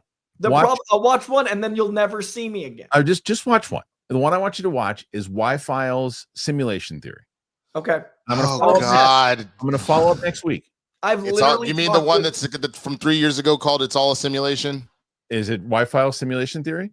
It says we live in a simulation. The full title is "We live in a simulation. The evidence is everywhere. All you have to do is look." How many views does it have? 16 million. Yes, watch that one. I have literally had quantum theorists on my podcast and talked this because I'm obsessed with it. I'm afraid. Watch it. I'm terrified. Watch it. Avi Malik. Brainiac for Superman 2 or bigger villain for Justice League? Brainiac's possible. I like Brainiac because of the timing. I think that as you know, the studios themselves are doing AI more, we need to have a big studio film use a character like Brainiac. I think that could be a character like we had like 2008 Iron Man, Ironmonger, and someone using machines of war for good. Brainiac, let's make a movie. Yeah. On top of the fact that I would argue that Brainiac, remember, is a Superman villain. He is universal threat, but like he is a Superman villain. So let's let Superman fight his villain. Yeah. Speaking of, I don't know if I told you guys this. So I think I did. I know that I've been talking with Steph and the audience is aware of it. So I'm currently in the middle of writing a pilot that we're going to do the same, very similar to kind of what Chris Stuckman did. We're going to do a crowdfund for it. And my goal is to get to LA to shoot it. I have roles for both of you. And it's Winston. I'm gonna tell you, Winston's. I'm gonna tell Winston off. I'll tell him off here. But I had a bit this morning that I wrote for Winston that I was very happy about.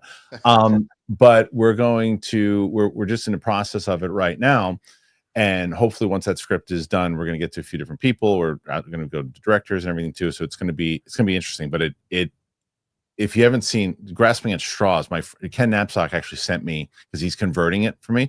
Have you guys seen any of Grasping at Straws? Mm-mm. Oh my God. He's 40, has a kid, an ex-wife, and he still manages to tap 21-year-old ass. He's Jim Belushi from About Last Night. No, I will not marry you. I can't do what you do, man. You're here. You can drink every night if you want. You can take home a different skank. I can't do that. I'm working in an office. I gotta get married and I gotta grow up. That's how it goes. Let me tell you something. He says, He's 40.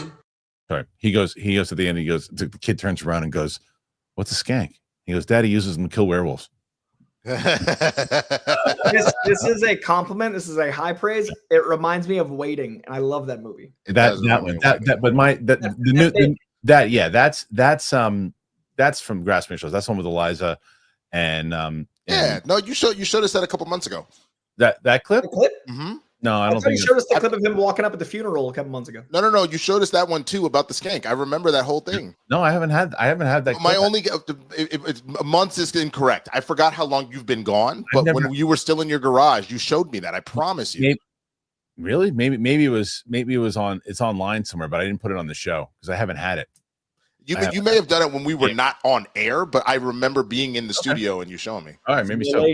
We're gonna have but that's not that story is not necessarily really related to the one that we're doing, but like it's more of like it's like Californication meets The Bear with a sprinkle of hacks.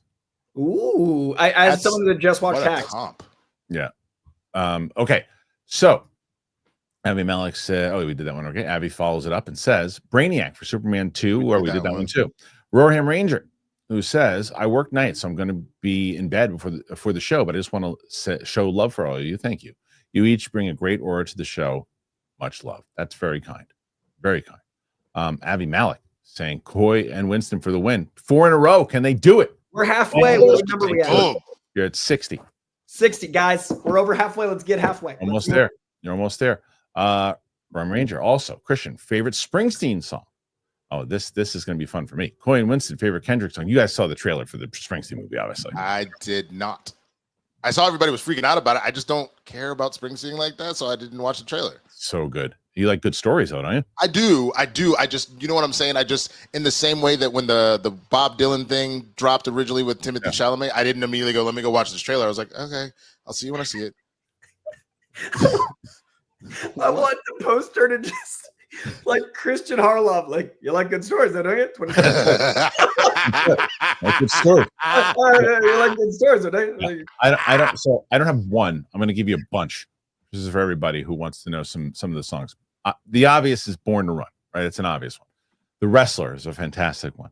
Hitchhiking is a more recent one. Hungry Heart, Because the Night, I'm on Fire, I'm Going Down, Trapped, Ghost of Tom Joad is one of my favorites.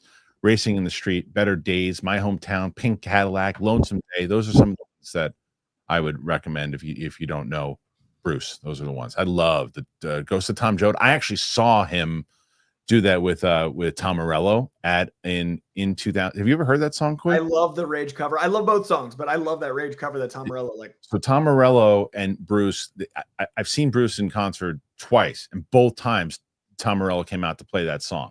And it's just the version that I have of that time is actually the one that I was at, which is awesome. Okay, next one. Oh, our Kendrick songs though.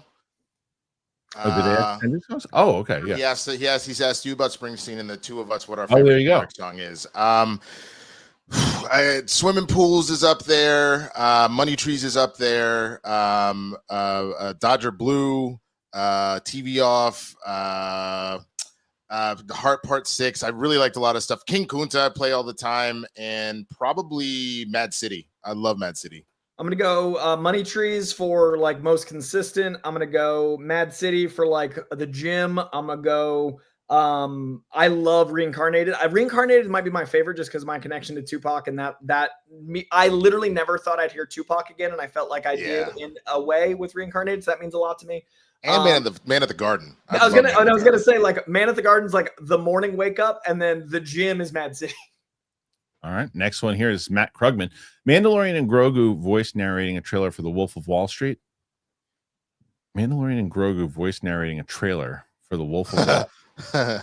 Yes, thanks for an incredible month of laughs and news. You three are the best. Well, thank you, Matt. I don't necessarily know what you mean with Mandalorian and Grogu voice narrating a trailer for The Wolf of Wall Street, but I appreciate it. Nope. I can't even imagine those are two such different voices. Like, what is it? I don't know. I mean, Malik, Christian, watching the show daily feels like hanging out with friends talking about movies and TV. The entire crew is the best. Love to all. I really am very happy and proud of the crew that we have right now. I really am. Like every day we have like just a fun show. Luke and I were talking about the other day. Just like every show's just been such a great conversation. Like Monday is like I love my conversations with Roca. Tuesday, whether you have, I mean, Roxy's on every Tuesday, and we have some great back and forth. But Michael pop into that one too. He was on Tuesday. It was hilarious with some really funny moments happening. Did you like I showed you the Mike in the tank top instead of Mike in a tank. Wednesday now we have Chris Carr in the show, which is incredible. Thursday is Steph, and then Friday obviously is the gentleman here. So I love the crew. I'm glad that we I'm glad that you guys are enjoying it too. Abby, random movie recommendation: Noises Off, 1992, underrated I feel like I've seen that. Which one is that? Hold on. I know the play Noises Off. I don't think I've seen the movie. I think that's probably why. I think it's based off that play, but I don't know who's in that one. Comedy drama. The movie. Oh, it's John Ritter. Right. And he's in the. Oh, Ritter did it. Yeah, he was. In the, dude, he was in the play also. And Michael Caine. Oh, dude, that sounds fantastic. Yeah. Anyway, okay. So let's get to the next one, which is GoPal. Probably can't stick around, but support. Thank you, sir. GoPal also said 5 memberships. Wow. Thank you very much. All right, we got a lot of members, man. I have a random TV recommendation, The Capture, Brit crime thriller. I love these recommendations from people. So, Avi, thank you so much. Tyler Pfeiffer. Even when the Braves stink, they own the Mets. I mean, yeah, you ain't talking to me. There's I don't know if that's to me going see, I don't care. But the Mets win, the Mets lose. Whatever happens, happens. I just hope the freaking Pacers decide they don't want to show up on Sunday. That's all I care about. Kristian, unpronounceable. Today, I've completed the 49th revolution around the sun. I took the day off work, and I'm here to have some fun. Love you, Kristian, Coy, and Winston. Thank you so much. Happy birthday. Happy birthday. Yes, sir. Connor, Corky, and Wilson. Hey, yo. Connor's been on one this week, guys. Yeah. By the time you're reading this, I should have finished mowing the lawn. I'm probably sweating my balls off right now. Fair enough. Baby Powder, get after it. Go do it. Go do it. 61 currently, guys. 61. Come on. Yo, y'all want to be a part of history, though? Yeah, it would never before happen. 53-ish away? No, yeah. That 4 in a row. row. Let Roca win? That you just, I think you just gave yourself a win by saying that. Connor Mullet. Bush Light just released a lime flavor. It's delicious. So savory. It's 5 o'clock somewhere, my friends. Now, I don't believe anything Connor's saying right now. Connor has been on a tear this week. Okay. Superman hype was next level compared to that's the first serious thing. You don't believe? Okay, so you do believe that? I was like, you just said you don't believe a single thing. First thing he said in 2 weeks. Okay, let's see. Next one, and we have something happening. Connor Mullis, not Connor Mullis. This is the Canal 2989. Thank you very much. One, I'm super late on this. Last of Us 2 is my favorite game of all time. At the same time, it is the perfect example of creators smelling their own farts. I feel validated seeing reactions to season 2, especially Ellie. Yeah, I think I think Coy and I are on different pages on this one. Winston, did you watch the series this season? Okay, so I don't know where Winston lands, but I'm more on the camp of the Canal. I think that I just don't like what they did with the show this season. The more and more I think about it, I think they really dropped the ball. Coy feels the opposite. Coy liked the show. Winston, I don't think it was as good as season 1, but I liked the bold swing. I was then in the middle between the two of you, where my big indicator for something like that, if I start watching a show passively, then that means that I'm not super locked in, and obviously, but that I'm not vibing as much, because I found myself working and watching the show instead of sitting down to watch the show. And that to me is always a big indicator of what was going on. And that happened as the season went. Like once we kind of got the last 2 to 3 episodes, I was like, okay. Yeah. I didn't like a lot of the characters this time. John Bean VOD, Creature Commandos, still not available in the UK. That's kind of crazy. We're worried for Lanterns distribution and keeping up with the new DCU continuity. Thoughts? Why isn't it available? That's weird. That surprises me. The UK is a big place. I don't licensing maybe of music. There's a lot of music. Maybe. Grab a VPN. I don't know what to tell you. All I can think of is the music. Yeah, it's a good call. VPN. Connor Mullis. The marketing for Superman has me feeling like a kid again. I'm excited for Marvel and Fantastic Four, but it doesn't feel the same. I agree. I think that there's more excitement around like that. Superman feels like a big event film, and we haven't had that film in kind of a bit.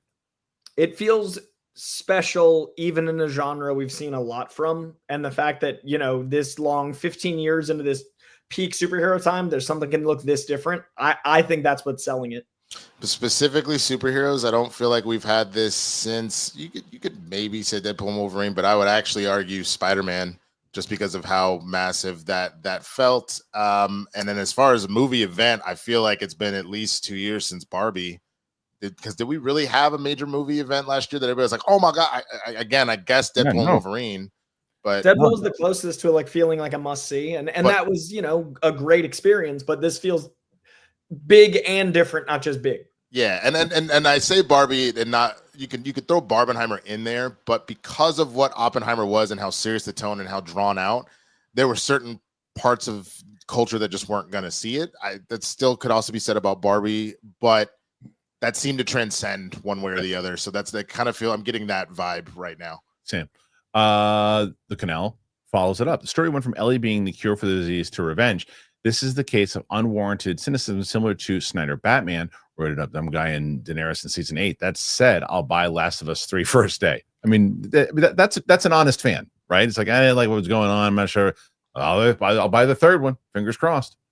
Right? Yeah, I definitely think that it's definitely a more cynical season, but I think the things I liked about this season were it manipulating you to feel conflicted about the characters instead of just feel this way. Because the end of season 1 to me was, oh, I can't believe I feel this way about a character. And then season 2 is like, you get to feel that times 5. And the opening vignettes always built the world out. So there were things I liked about it while acknowledging I don't think it's as good as season 1, if that makes sense. All right. Robert, Coy, I'm picking up the X-Men book at number 18. I've gone back to the start of the arc, but what is the basic story of the 3K? Big fan of the book? I think that started at 16, so you're not that far in. And the idea is, if memory serves, there's like 10 X-Men books right now. That book is the one, I think, illustrated by Ryan Stegman, and that's the one where 3K activates the X gene manually. So there's new X-Men being created and formed, weaponized against the X-Men. So it's a commentary on power versus like leadership and all those things. So that's the idea of 3K is manually activating an X gene. Robert. Teaching summer school, a student who knows I read comics asked me about a book called Money Shot. I've never heard of it. Is it good? Is it appropriate for kids? Thanks again. I mean, it's a fair question to ask with something called Money Shot. Nope. Not appropriate for kids. It's a comic from I think it's either Valiant or Vault Comics, written by Tim Seeley, who wrote Feral and Stray Dogs, which are like horror commentaries using animals. Money Shot is largely what it sounds like. I'm going to say it's a good book, but not for anyone under 17, 18. Right. The lead character is Sarah J. All right. So moving into Sean McCabe. Hey, guys, excited for July. He's like our 4th cast member. Between Jurassic, Superman, and Fantastic Four, is the slate too crowded to make the big box office numbers expected? Not necessarily. If you can jump back into, remember that this type of stuff happened in summer movies all the time. Now I know we don't live in that kind of time now, but maybe they can recapture some magic, and plus the fact people want to get into air conditioner in the summer. I think it's going to build each of them up. I think like Tom Cruise coming out and promoting Ballerina didn't help it as much as I wanted it to, but it did show a unity in the movie theater. And this isn't Barbenheimer. This is more of like summer. Like I think it'll be good for all of them. I know everyone's hurting with money. I know, $10-15 is a lot of money, but I think people want escapism, and this is 3 flavors. Agree. I stand by the fact that I think the world is in a pretty crazy place where everybody is feeling something right now. And I think the idea of every weekend you can go and let your mind free. If you have the money to do it, sure. Derek Johnson, Winston, I travel like that because a lot of professional black men nowadays don't want to go to somebody's baby mama house or side job to get their hair done. I hear this all the time from colleagues who want reliable. I totally understand that 1,000%. I can't remember what city he was going from to, but I even without doing all that, like I'm able to find another black man that's got a reliable barber or braider that isn't somebody's house. It's at like a barber shop for that exact same reason. That's the only reason why I asked, but I get it. Finstock will do it. Finstock knows how to do braids. I would love to see that. No. I would love to see that. He'll do it. He'll do it. It won't be good. I don't know what you're going to look like afterwards, but he'll do it. You're going to look like the Island Boys. That's what you're going to look like if you do that. If you're lucky. Shelf Presence, the fun movie, will win with repeat viewings. Yeah. The question is, what's the most fun? That's a very, very fair point. What's the most fun out of all of them? Right. Hasbro 24. My wife hasn't seen a Marvel movie since Endgame, but wants to see Fantastic Four opening night. This should be a good sign for Marvel. Now it's got to be good. It is. And I do think having Pedro Pascal helps I do. I think he's one of those people that does go, oh, like we were just talking about with Ryan Gosling and Star Wars. Having Pedro Pascal in there helps your movie. It does. I think it's interesting because it's not as appealing to comic fans with Reed, but it's appealing to the broad fans, and that's what they need to hit because comic fans are going to see it anyway. Yeah. Here we go. Back to Connor, back on form. Thoughts on the Pixar lamp? He assaulted the eye. How rude. Yeah, they should give him his own short. Give him his own. I thought they did. Did they not? I don't know. They should have. Armada, the 28 years later discourse is so interesting. It is interesting. It really is, because I'll tell you, that's going to be one of those movies where people are going to ask me in the future, like, what's a movie that you thought everyone was going to love, that you loved, that everybody didn't love? And it's like, I don't know about everybody didn't, but I think it's mixed. I loved the movie. I came out of the theater and I literally said, this is going to be my most divisive top 10 of the year. Like, I felt immediately, because I watched it in a crowd of like 30. It was a small screening, like a press thing. And I was giddy and I was laughing and I was like fucking in it. Yeah. And then I looked around and I was like, everyone else looks uncomfortable. Everyone else looks sad. I love it. Interesting. I saw my friend Jasmine, and as we walked out, she's like, that is the most coy movie ever. And I don't know how to review it. Snyder and his brother hated it. I saw their reaction walking out. I was so locked into the movie. The ending of the film is bizarre, and I wasn't sure how I felt about it. Like the very, very ending, Coy, what happened. Yeah. And I agree that being divisive, but also fun to speculate. It is. It turns it into a different movie, the tone, by the very ending of it. But I was so locked into it, and I thought that kid was extraordinary. Alfie's incredible. Extraordinary. And Aaron Taylor Johnson continues to be slept on. Because his performances are so even and consistent, he doesn't get the moment of like, dude, good. I loved the movie. See, I've never seen the 28 series, so I just haven't bothered to even go to see this. Because I would assume I need to see the first two first, right? Yeah, you should. I mean, you won't necessarily be lost, but you should see it forever. It improves it. It does. Okay. Yeah. Okay. Zeus Fleming became a member. Thank you, Zeus. Yeah, a lot of great things. It's another project we're working on is the comic book, The Capes and Cowls. We got the whole thing done. We already showed you guys a preview of it. We're excited for that too. Connor Mullis, gentlemen, it's hot dog time. Get ready. I hope you mean actual hot dog. All right, so let's go. 67, guys. 67. Armada, I bet Bryan Cranston from the studio greenlit the upcoming Smurfs movie. I don't know. Who's asking for another one? Never count out the Smurfs. Never count out the Smurfs. I'm telling you, it crosses over, because if those movies do decent enough and you can take kids to see them, do not count out kids movies. Now, they don't always work, but if kids movies work, like look at How to Train Your Dragon, look at Minecraft, look at these movies that are crushing right now. And what was the other one? Lilo and Stitch.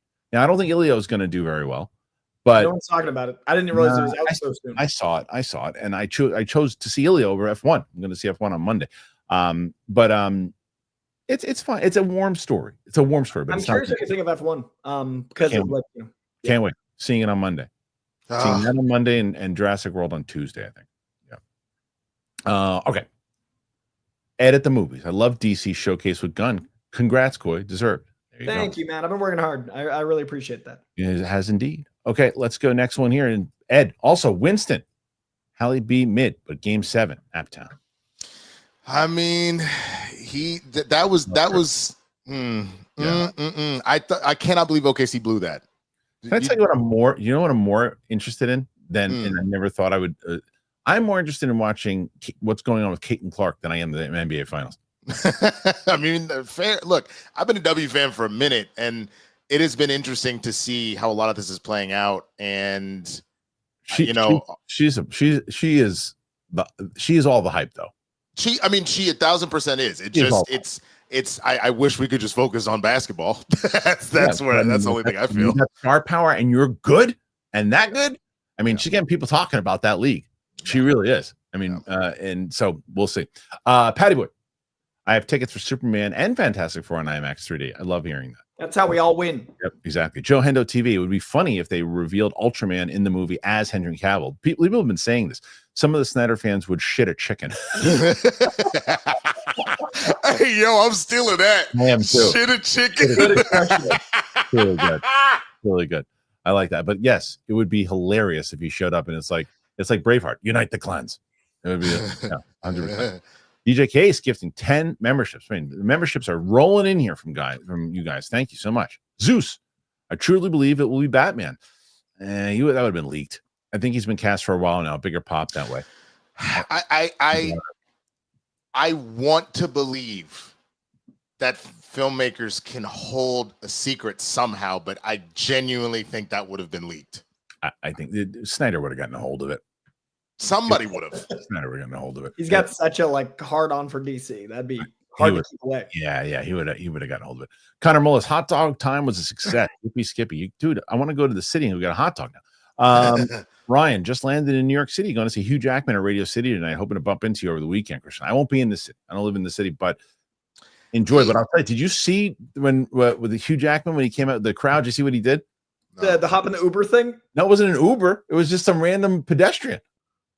Can you imagine telling your family about I was crazy today? Hugh Jackman just got in my car. He said to the guy, "Where are you going?" The guy's like, "Well," he's like, "I'm gonna hop in." He got in with his buddy and he jumped in the car. Dude, that's hilarious. Yeah, because I didn't realize that he was going city to city with this tour. I thought he was strictly doing like country hopping. Yeah, for it. So I put that in my breakdown that's coming out later today. So interesting. Okay. Okay, let's see. So next one is Matt Sinister McCall. On your 28 years video, I said I've been waiting 28 years to see this movie. Commenters got mad and said the math was wrong, and others defended my joke. That's hilarious. Close enough. Good joke. Nobody has a sense of humor anymore, man. Nope. Okay, so let's see. Next, Connor Mullis. F1 would probably be great in 4DX. Oh yeah, absolutely. One of my friends has been talking about that. It's like she has been harassing all of us, and I was like, I love you. I'm not going to pay $40 to do that right now. Right. Armada, go shorty. It's your birthday. We're gonna party like it's your birthday. You didn't write that part out, but I'll sing it for you anyway. Armada also says, speaking of comedies, curious about Anaconda film. Yeah, they're doing a remake, right? Jack Black and Paul Rudd. That's so interesting. Well, who do you get instead of Ice Cube? Jack Black and Paul Rudd. Yeah. No. I get that, but like you got to put a rapper back in there. You like, wait, we go get Kendrick's a good actor, except O'Shea Jackson Jr. I mean, you could get but he don't rap. He don't rap. No, but he's his dad again. Yeah. Nicole Simpson can't rap. Yeah. I want justice.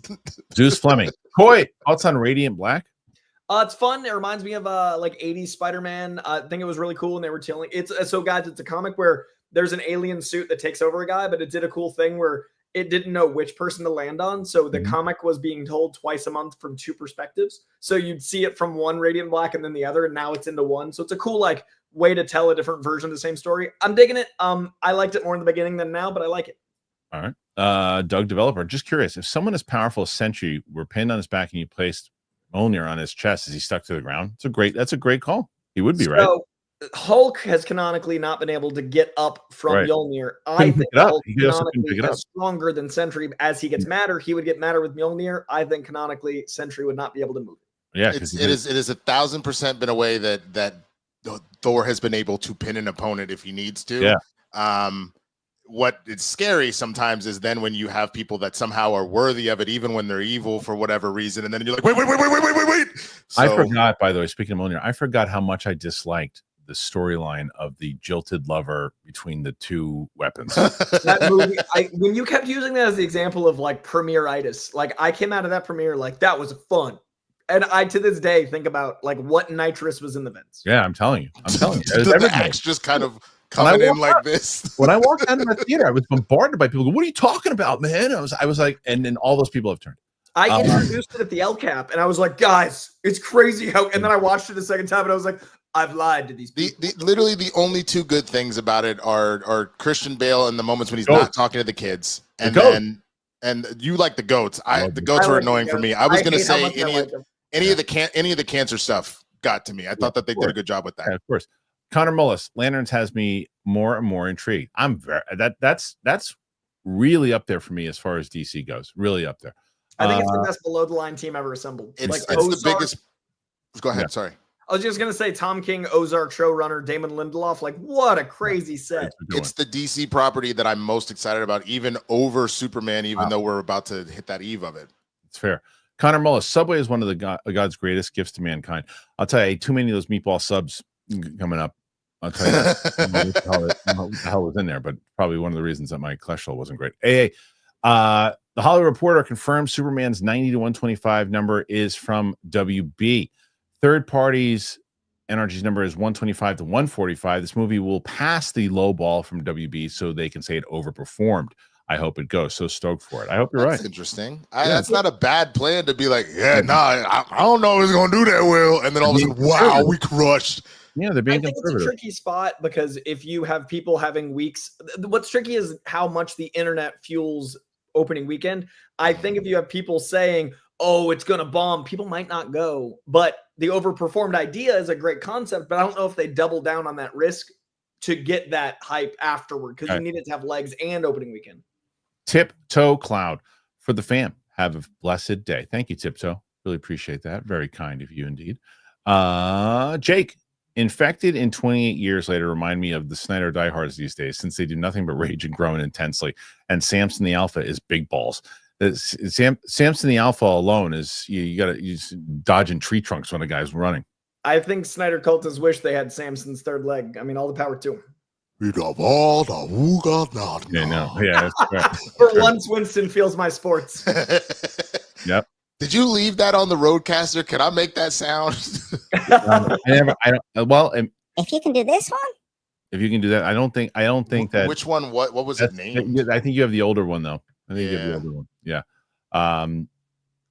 No, because they all come with. Is that an effect of the actual Roadcaster, not a sound? Yeah, yeah.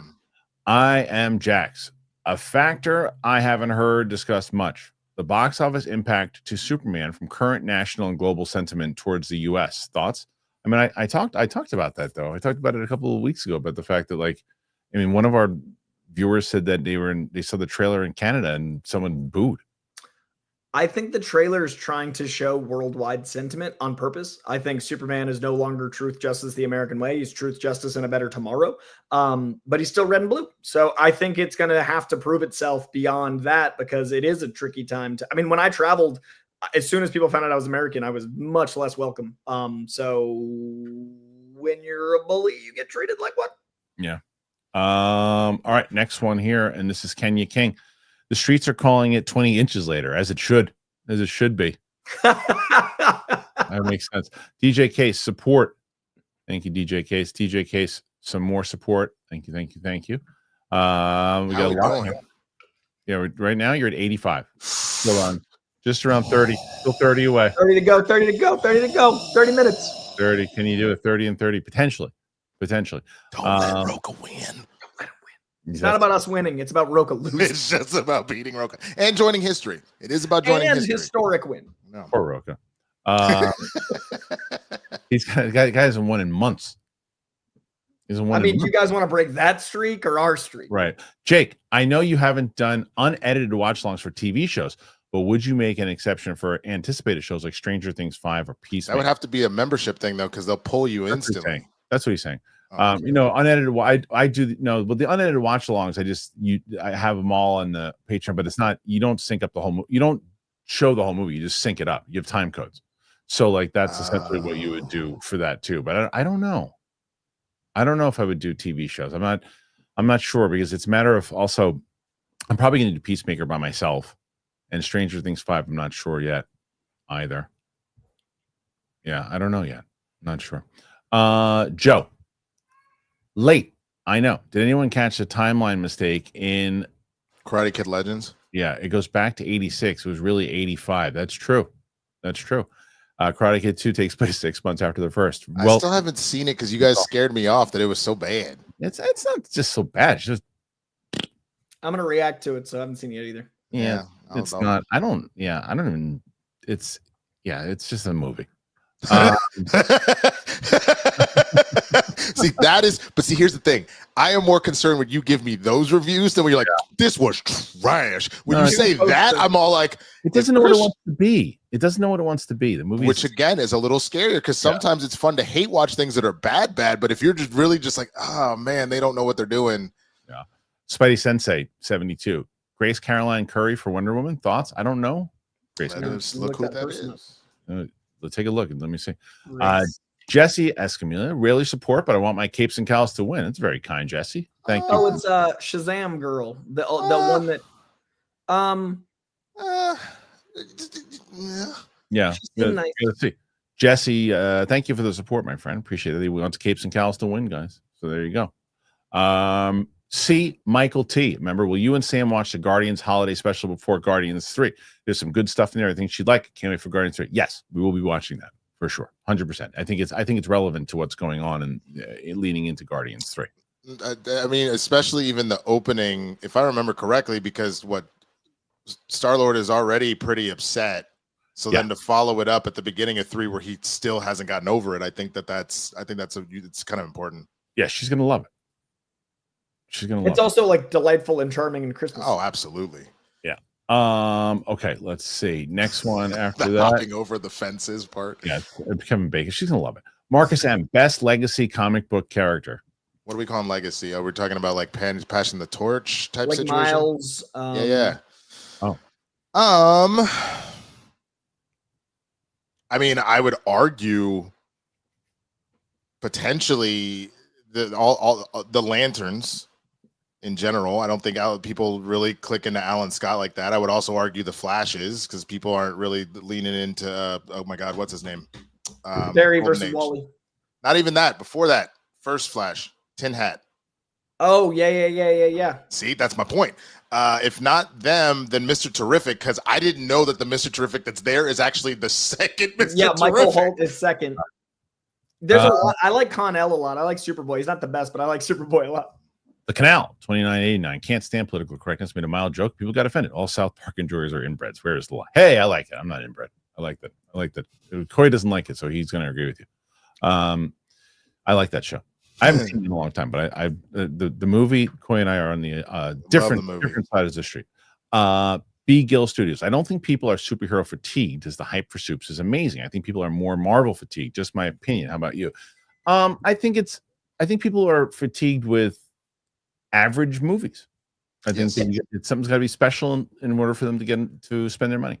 I think there's been a lot of bombs accordingly. Sorry, Winston. Yeah. Like not just comic stuff. I think that it is expensive to go to the movies. It has to look exceptional. I think also when you look at the ones that really didn't do well, there wasn't really a message. It got a little muddled. Like I think about the ones that did do well. I know Guardians 3 was the end of a saga, but like it really tapped into depression. Like pretty heavy, you know what I mean? Like I think it was some Captain America Brave New World. Part of my problem is I feel like you didn't really go for anything. You kind of were scared to talk about anything, so you kind of took your foot off the gas multiple times. And so I was like, well, are we gonna go, or are we just gonna? Is this the teacups? We just gonna? Okay, well, cool. Okay, let's see. Moving on to the next one. I don't want to get too much into this. Nathan Drake, what's with the Power Rangers and 28 years later? I got to leave it at that. Julius Wyatt, will we get a teaser for the Odyssey in front of Jurassic World? They are both Universal movies. Odyssey this year? I would love next year. year. Odyssey Maybe next year. But sometimes they tease it within a year out. But is it we get an Oppenheimer teaser in front of Nope? I don't think so. I think if you get I think you're going to get the Odyssey at the end of the year, like a Christmas push for the summer. Because what does Universal have at the end of the year? Not sure, but Wicked. I mean, yes, Wicked. It'll be with Wicked. It'll be a Wicked. That makes sense. Wicked Odyssey, kid. And they'll also buy spots and get it in front of Avatar. Yeah, it'll be great. Yeah. Julius Wyatt. Oh, we did that. Sorry. Okay, so let's see. And the next one here is Jake. We are 1 week until Squid Game finale. I'm worried that with that and the Bear dropping all up at once next week, the Bear will hardly get any attention. The Bear, are they doing the same thing again? They're dropping the whole thing at once? Why? I really wish they would stop doing that. Because of that, dude. I'm not even going to bother doing that. I don't get it. I'm going to watch it slowly over time and not even do the coverage. I don't know why they're doing that. Connor Mullis, for real, Bush Light time. Look it up. Yummers. All right. Live his best life. Is this true? Droopy McCool just said there's a new Slick Rick album. What? Winston, look that up, please. I am doing that right now. I mean, I didn't even finish typing the. Whoa! Is there one? Yeah, apparently there is. It's called Victory. I gotta look. It's Victory for me. Marcus M. Money Shot with Sarah J. did well at the box office. It definitely did well in the box office. Office. Tim, say Doom is in Fantastic Four post credit.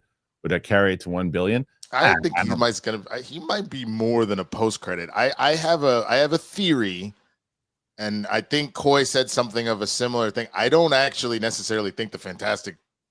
I got to be quiet because I'm about to spoil something from Thunderbolts. Yeah, be careful. Connor Mullen. Spaghetti with Alfredo. Let's hear it. I mean, well, spaghetti versus Alfredo. I mean, tomato sauce and Alfredo sauce. Is that what you're talking about? Tomato sauce all day. Yeah, tomato sauce over Alfredo sauce. Too heavy. Put them together. Actually, Alfredo with pesto. Yeah, that's Mix good. those together. Those are spaghetti all day. sauces. Day-to-day spaghetti. Yeah. Nathan Drake. I was disappointed to hear that Boyle isn't directing the next movie. As am I. I didn't even know that until just now. I'm not sure about Nia DaCosta. Marvels and Candyman were not good. Is Nia DaCosta doing the next one? Bone Castle, whatever the title is. Bone thing. I like Candyman a lot, so I'm excited because I didn't feel like Nia DaCosta directed the Marvels. It felt like the studio did, but yeah, I like Nia DaCosta. But here's my problem with that. Not Nia DaCosta. It's that Danny Boyle was as much of a star in this movie. Oh, I don't disagree there. It's Danny Boyle's style for me that made me enjoy this movie the way I enjoyed it. I think his style it wasn't just the story, it was the way he directed it. That was the reason why. I don't think the next person is, I don't think people get it the way that he does. My take is that I feel like 28, the arc we've had, the 3 ends before the last section. Yeah. And that's a trilogy. And then the trilogy that they're going to have 3 different directors for is this new trilogy. Right. And so it'll be like an L, but I don't know if that's going to play out. Cammy Egan. Did you guys see the Toxic Avenger trailer? It looks awesome. That's what Dinklage is in it right now. Someone sent it to me. I didn't even check it out. It's not to say that it's not going to be good. It might be. But I don't really have an interest in it. I haven't seen the trailer. Didn't realize it was out, but I'm glad the movie's going to get released. Yeah. That's exciting. Elijah Wood. Yeah, it's a crazy cast. It's a good cast. Nerds engaged. Already excited for the summer movies, but how excited would Schnepp be with a Superman and Fantastic Four in the same month? Or he would loving it. I'm still sad that I never got the chance to meet him, man. Yeah, I know. That you guys would have gotten along for sure. He was the best. Connor Mullis. Will Marvel reboot after Secret Wars? Soft reboot? I mean, I think it's like a soft reboot because they're going to probably just focus on the X-Men, but they'll still have the Avengers running around the joint. I think that there is a world because similar to Secret Wars, the comic, you decided to destroy the Ultimate Universe and bring Miles with it and all that kind of stuff. I think that opens up an avenue to be like, we're going to stop talking about variants and we're going to introduce things that we kind of want to be going forward. Right. So, yeah. Matt Krugman, Battle Beast #2, Coy?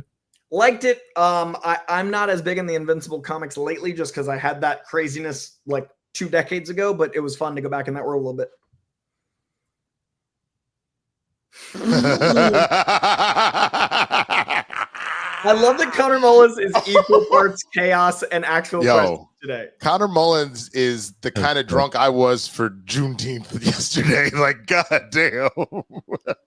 Mr. I Crunches. Just saw Debbie Does Dallas at a 4DX theater. Interesting. Oh my god. Our audience today is doing the work. They really are. Julius Wyatt. I think 28 years later was mismarketed. It wasn't the movie I was expecting. I think I needed to rewatch it to understand how I feel on it. I'm mixed. I liked how kooky it was. And I don't think you can market that movie any differently. I think the marketing was kookier than people thought. I was so locked into it. I was just so locked in. Zeus Fleming. This movie. And turning 50. It's nuts. It's a really nutty movie. Turning 50 and booked my first big movie. Advice? There you go, Zeus. Dude. Just do what you're doing. Just do what you be. Just believe in yourself. That's the best advice I could give you. My advice is every day on set, like appreciate it because you can book the biggest thing ever and not work again. You can book the biggest thing ever and change your life. But no matter what, you book the biggest thing. Enjoy that part. Drink it all in. Yeah. Don't cry too much.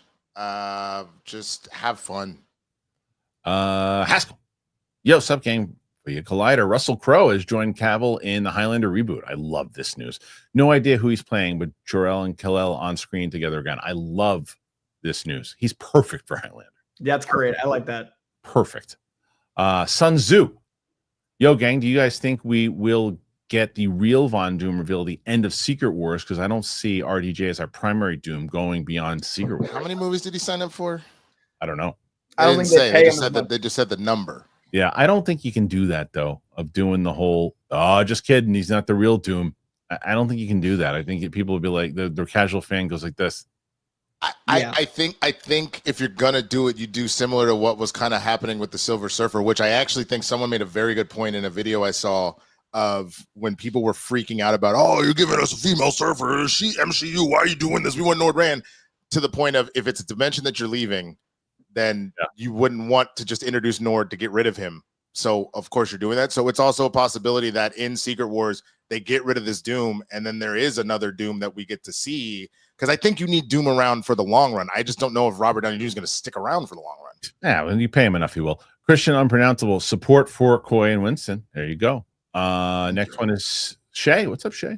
Support Phyllis. Keep being great. Thank you. What number are we at? Crapping shits.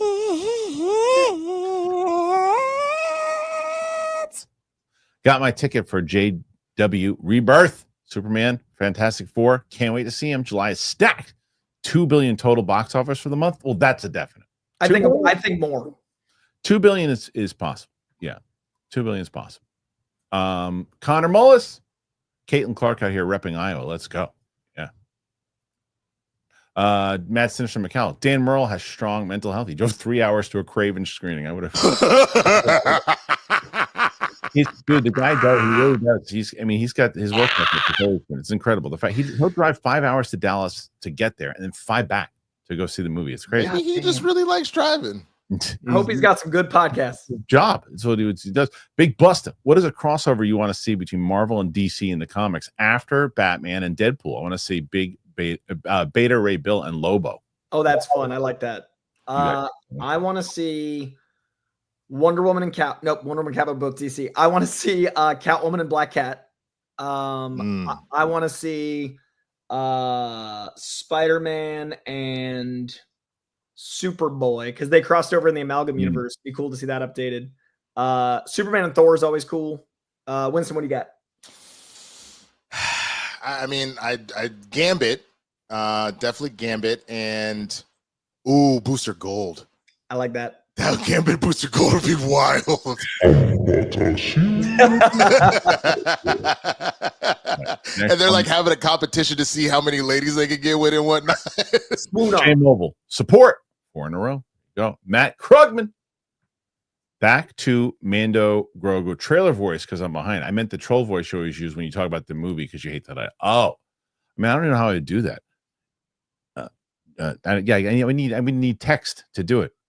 Jordan Belfort needs to find the Ludes. It's like shades of Busey. Yeah.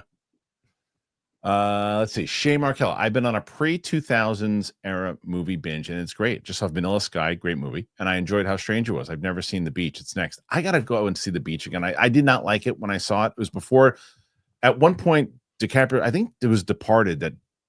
I don't remember, maybe not, but there was a movie that turned me around. Yeah, it was Departed, where it turned me around from DiCaprio just screaming and yelling all the time from being like a teenager.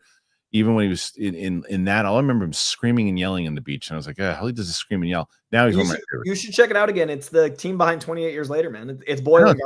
No, I know. I gotta see. I gotta see it. I haven't seen it since it came out, whenever that was.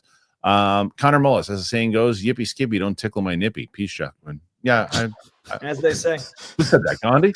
Yeah. Let's see. Armada. Gerard Butler pulled up to one of the Dragon premieres with the Gucci mask. I saw that. With the Gucci mask? Yeah, the beard, the beard mask. Yeah, he did. I actually sent it to Finstock. Shay Markell. Vanilla Sky is 2001, but you get it. Support. Thank you. Mad Sinister. Biggest fear, naked people chasing me. Just saw 28. It was terrifying. It really is. Winston has no idea what he's getting into, but I love his confusion. This guy's walking around one of the trees from Endor attached to his pants. Jeff Marquez. Great shows, fellas. Keep it up. I understood that reference. 28 years later, or the zombie Full Monty. That also would scare the hell out of me. Jesse, support. # beat Roca. We're going to do it? Maybe. Jesse Marquez, support. Kristian Unpronounceable. Have any of you seen Knights of Badassdom? I don't know what that is. Came out like 4 or 5 years ago. I think it was a movie. I don't know what it is. Joe for show.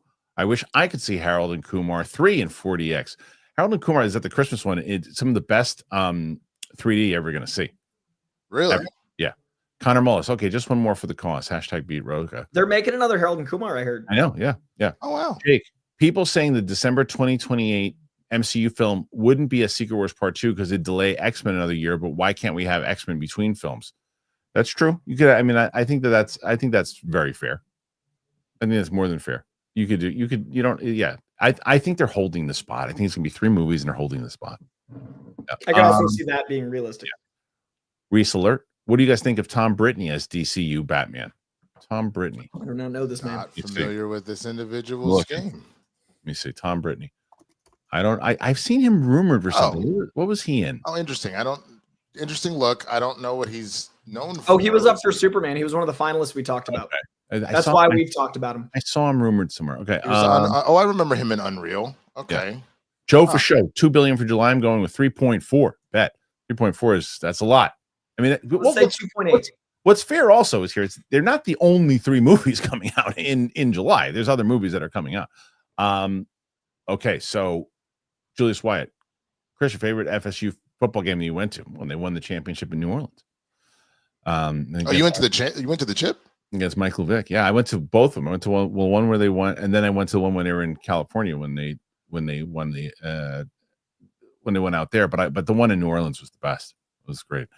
Okay, Cammie Egan, Coy, how much did you like James Gunn's hair? That DC podcast with him was great. So Frankie heard a rumor that his hair was a wig. So James literally bent and let her scruffle his hair. So there's full contact Gunn hair. It's alarmingly voluminous. It's so stark and wonderful. He's a lovely head of hair. I'm jealous. Doe Eyes support Connor Mullis. Oh, okay. Now we ain't let Roka win. Khalid voice, another one. Another one. That's the second one. There you go. Mr. I grabbing shit, coming in hot. He saw Lisa Ann in a movie, 4DX theater. He felt something wet. He looked down, and lo and behold, it was Lisa Ann. I'm awaiting the test results now. It burns when I do. Our AI voice. Breathe deep. Game over. 4 support in a row. Tyler Pfeiffer rewatched Master and Commander for the first time. What a fantastic movie. Not a lot of people talk about it anymore. That's another one I have to go back and watch. I saw it in the theater. It was, I think, 2003 or something when that movie came out. If it is 2003, I'm going to be impressed with myself. Can someone look that up and see? Showdown champion. 2003, I'm very impressed with myself. It's one of the best dad movies no one talks about. Yeah, I haven't seen it since it came out. Never saw it. It was 2003. Wow. Dude. Far Side of the World, right? Yep. Yeah, I saw it. 2003. And it's the same reason the other day that I remembered it, because I saw it with my ex-girlfriend in California, and I was like, she wasn't in California very long time, and that's when she was there. Jay Mobile, more support, 4 in a row. Gotta be close. We gotta be broken. We gotta see. Matt Krugman, thoughts on a fan cast of Cillian Murphy as Voldemort? I like that cast. That's a good casting. I like that. I like that one a lot. Jay Mobile, more support, 4 in a row. They're trying. Tyler Pfeiffer. I was at the FSU game when Georgia Tech blocked the field goal and returned it to win. Stop this. Could not make it to Ireland last year, though. Go Jackets. Well, don't bring that one up. I just brought up happy memories. Jay Mobile, more support, 4 in a row. Come on. Shay Markel, am I alone in thinking Days of Thunder 2 would be awesome, especially if it was done with the same effort as Top Gun 2? I love when a Legend returns. I thought it was already. I thought they were talking about it. Yeah, I thought so too. I thought it got greenlit. I want more rubbing is racing. Cole Trickle lives. You can give. So you saw F1. You can do thoughts on it already. Yeah, right? yeah. I think it is this year's Top Gun in a different way. I don't think it's quite as rewatchable, but it's the same feeling of how movies felt in the 90s in the summer. Like, it's that spectacle. But I do think the 3-hour runtime won't make it as repeat viewing, but it's so big and it feels incredible to like strap yourself to a car like a jet. I love that. I'm super excited for that movie. It's like Brad Pitt is so charming, dude. Like, I've seen it so many times. I don't know what it is. It's like, you know those people who say I don't watch baseball, but I love baseball movies. That's me in race car. That's me in race car. I get that. I love race car movies. Even that Gran Turismo that just came out. I was so slept on. I loved Rush. I loved Ford versus Ferrari, Talladega Nights, I love the race car movies. I love them. You're gonna love this. I can't wait. J Mobile, more support, 4 in a row. Joe for show. Would you shave your head and eyebrows, Winston, if it guaranteed a Cowboys Super Bowl win? I would shave my hair. My eyebrows Eyebrows may take a long time to grow back. They may not grow back. That's part of the problem. So, like, that's the only thing. By the time your eyebrows grow back, the Browns will have won a Super Bowl. Yeah. It would guarantee. See, I don't even like Jerry Jones that much. Like, you know what I'm saying? You have to tell me that Jerry Jones is gone and we win the Super Bowl, and I'll shave everything. I wouldn't let you do it. Game over. More support. 4 in a row. Jesse coming in with his third one today. Okay, fine. One more. Love you guys. Look at Jesse. Jesse coming in hot. It was his first one ever, and now he did 3. Thank you, Jesse. Christian Unpronounceable. Beat the rope. They're trying hard. J Mobile. More support. Guys, wait. Before you read the next one, if we're not already there, you got to help us do it, because remember, 4th round Roca. Do you know how mad he'll be if we got 4 in a row? He hates the number 4. That's death for him. Please don't even bring that up to him. Connor Mullis. I want the slobber blues played on my flesh food. Oh, all right. Motorola. He's crushing. Motorola. To the gamers out there, Luke almost won his first solo Fortnite game this morning. That's his son. Thank you. Yeah, little dude. I do enjoy. Wrestling with the Bros. Mark's name should be breakable, not invincible. False advertising. Yikes. He comes back. J Mobile, I need y'all to set the new record. Well, the new record, I mean, as far as like in a row, maybe, but as far as Winston and I are going to hold that one for a long time. The single day record, but yes, but the multi-week record. Come on, you guys can do it. Marcus M. Courtney Eaton from Yellow Jackets for Wonder Woman. I think Roxy and I talked about that the other day. I think that's a possibility. Okay, now yes, I don't know her work, but look wise, I'm here for it. Yeah. Mr. I Crappin. Joey Chestnut now has competition in Nathan's hot dog eating contest. Lisa and Sarah J have joined the competition. I don't know why porn stars don't do the right. It's a skill set that runs parallel. Tyler Pfeiffer. Sorry, I don't have too many good memories as a Georgia Tech fan. A couple just happened to be against Florida State. Fair enough. I just don't do it. For pizza. Oh my god, I want to get some pizza. I want some pizza. Matt Krugman. Kathleen Kennedy is a Jerry Jones Lucasfilm. Yikes. Well said. Jake Roca is going to start with here's the thing. J Mobile. In a row record, I mean. Fair enough. Okay, Mr. I Crap. Winston, I shaved my head and my Browns went 0-16. See, you're not convincing me this is a good plan. Yeah. Right. Joe for show. Christian, would you shave your eyebrows for a Yankees World Series win and Giants Super Bowl in the same year? No, I would not shave eyebrows. Same thing. Wouldn't do it. What if the Knicks what if every single major New York team? Nah, not for no. What they're not paying me. They wouldn't do it for him. No, wouldn't do it for me.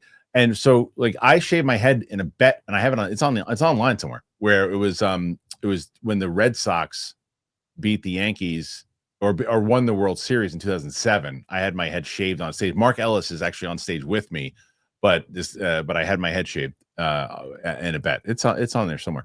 Jesse Escamilla, who says keep it going. Jesse coming in with number 4. Connor Mullis. Wonder what Roca's excuse will be this time. Stop it. Fascia bruta. Take your prick. Take your prick. That's what they did 20 years later. 28 years later. Fascia bruta. Take your Godfather or Godfather 2. 2. I know you don't agree, Fascia, but 2. You've never seen him, Coy? No, I have, but only once. Wow. Shay Markel, speaking of racing movies, do you guys prefer the story to take place in an official league versus street racing style story? Think Fast One versus Rush. The league. Yeah, those are usually my favorite. Like the actual sports story element of it all. It depends. Depends on my mood. I think street is more fun. League is more sports movie. Jesse Marquez beat Roca. And then wrestling with the bros, Mark never recovers. If you know, you know. Yep. I don't know. Chamo, how close are we now? All right. When the guys beat Roca, when it happens, Pig Balls will do a song. Okay. Yeah. They did it again. I'm gonna tell you, friend. They did it again. Oh, yeah. They did it again. It's Winston and Coy. What did they do? Well, I'm about to tell you. They hit 154. Oh, yeah. What do you say? It's not April, May. We're talking about who? Winston and Sarah J. Oh yeah, come on, woo! Let's start talking. Let's start talking, baby. Oh yeah, bye bye. He did it. You guys did it 4 in a row. They Roka! did it with 155, and we're not even done yet, guys. We're not even done. 156. We're not even done. Let's see. He's gonna be so mad, but guys, you should totally tweet at Roka I the don't number think 4. he realized that he was in. I don't think he knew he was in the lead because Chris Carr had a decent one. Poor Steph. Steph's in the slumps. Steph only hit like 35 yesterday. Steph's in the slumps right now. Steph's in the slumps. Steph needs a win also. But let's see. Right now, I'm going to see where else. We got some more. And this is Ed Haskell singing Coy and Winston with the Fantastic Four. They did it. Okay. There you go. Fantastic Four. Matt Krugman, would you rather win $1 or free tickets to Shadow Band? Okay. How's it going? I would take a beer. I like going to sports games, even bad teams. Tyler Pfeiffer, bring back Shave Your Head and Go to Sleep. Yeah, that was a good one. Do you guys don't know what that is? It's on. It was on Movie Talk, I think, and somebody said something. I said, "Oh, get out of here! You tell those people to go shave their head and go to sleep." Oh, I do remember that clip. This is a stupid comment. Eric Slavey, why are the Mets better than the Yankees? Because you live in a multiverse where that's not true. Shea Markel did it again. Yes, they did. Is Moneyball the best sports movie? No, but it's a really good one. I never saw that one. It's Brad Pitt, Sorkin. I'm familiar with the cast and everything, and even the concept. It didn't look interesting to me, but people have said good things. I just haven't circled back. It's good. Connor Mullis, love y'all. Thank you, Connor. Helps get that win today. Jay Mobile, the champs are here. The champs are here. 4 in a row. Can they do it again with 5? We'll see next week. Mr. I Crappenches just announced that he does Dallas with big balls. Yeah. No, Debbie does Disney, bro. Oh, with big balls. Perfect. Yeah. They had to. It took a long time to finally sign him to a contract, but he did it. Paul McGarry, Coy, what do you think of Deceased? It's a zombie comic, and I'm not as big on zombies as the average person, but I thought they wrote it so well it made me like zombies more. It's a Tom Taylor run. I dig it. Z-Rod, if Jor-El shows up, do you think he plays a big part? Not a big part, but he will show up. I think that's. By the way, that's one of the ones. Wasn't there like a spoiler? There was a leak, and I don't know if it's true personally, but right. I didn't want to know. This is my favorite. We talked about this yesterday. Eating isn't cheating. Eating is not cheating, and milk is for babies. Matt Krugman, I am a native and loyal Chicago sports fan, but geez, Christ, I can't take this life anymore. It'll get better. Eventually. I have a feeling they finally put all the pieces around Caleb. This is put up or it's only year 2, but it's kind of put up or shut up time to prove that he's that number 1 pick, and I genuinely believe that you can do it. Yeah. Well, guys, you did it again. 163 on a Friday, going into the weekend. Coy and Winston, undefeated champs are here. Undisputed champs right now, 4 in a row. Who is going to take them out? We are going to see next week. So just kidding. 164 as we get Jesse. We did it. One more just because I love the show. That's really nice. Oh, thanks, man. Jesse came in. Everyone coming in to make sure. Oh, just kidding. 165. Is there a movie that you know shouldn't have a sequel, but you wouldn't mind it because you just enjoyed living in that world for a bit? Mine is The Terminal with Tom Hanks. Oh, yeah. I mean, it's such a hard question, right? General, but like, what's a movie you know shouldn't have a sequel? Inception. Like, they should never give away the ending. Like, I like that. Right. But I love living in the world. It's a good call. You could do a spin-off, but you can't do it. That's what I mean. Like, you should never. Yeah. Well, someone said Back to the Future, but I said, Back to the Future, I'm one of the rare people that I think that you can continue that world with the DeLorean. It just has to be different people. Unknown. Saw Valkyries play Fever Crowd. Was into it more than a Warriors game. Caitlin Clark, who? I mean, no, the Valkyries are fun, man. They keep slapping around the Sparks. I don't know that, but they're a fun team to watch. They're the expansion team this year out of Golden State. This went from trying to catch up to whooping that ass with 166. Damn. Yeah, it was a really good one for the guys. Good job here. Coy, where can they find you?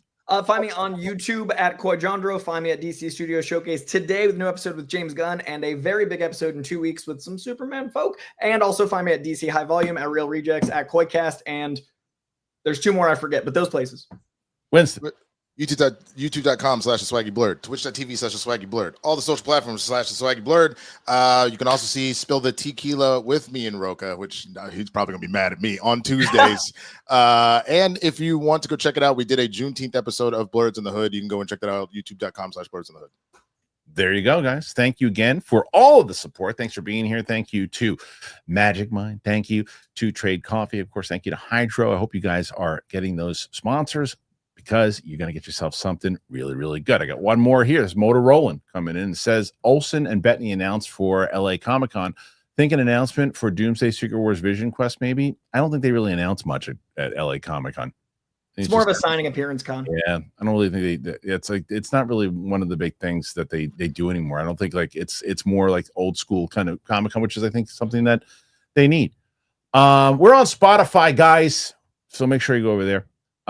We have a lot of different things going on in the channel. Mr. I Crap and Shits with the ending of Predator. What's it? Killer of what? You guys remember? Killer of Killers. Thank you. Arnold back as Dutch in a sequel. I didn't see the ending of it. Is he in it? The ending, Coy? I haven't seen it. Oh, okay. I'd love for them to get Arnold back to as old Dutch. It'd be great. I mean, that would do well. It would do very well. But it's a matter of if he wants to do that or not. Thanks for being here, guys. I appreciate you very much. Thanks for Corey. Thanks for Winston. Thanks for everybody being here. Make sure you get those tickets to myself and Sam. August 9th. We'll be in there, New York. Hope you guys join us. All right. Love you all. We'll see you guys. Have a wonderful weekend, guys. I'm probably going to drop the last She-Hulk tomorrow on a Saturday. So we'll see you guys on the flip side. Bye-bye. Bye-bye.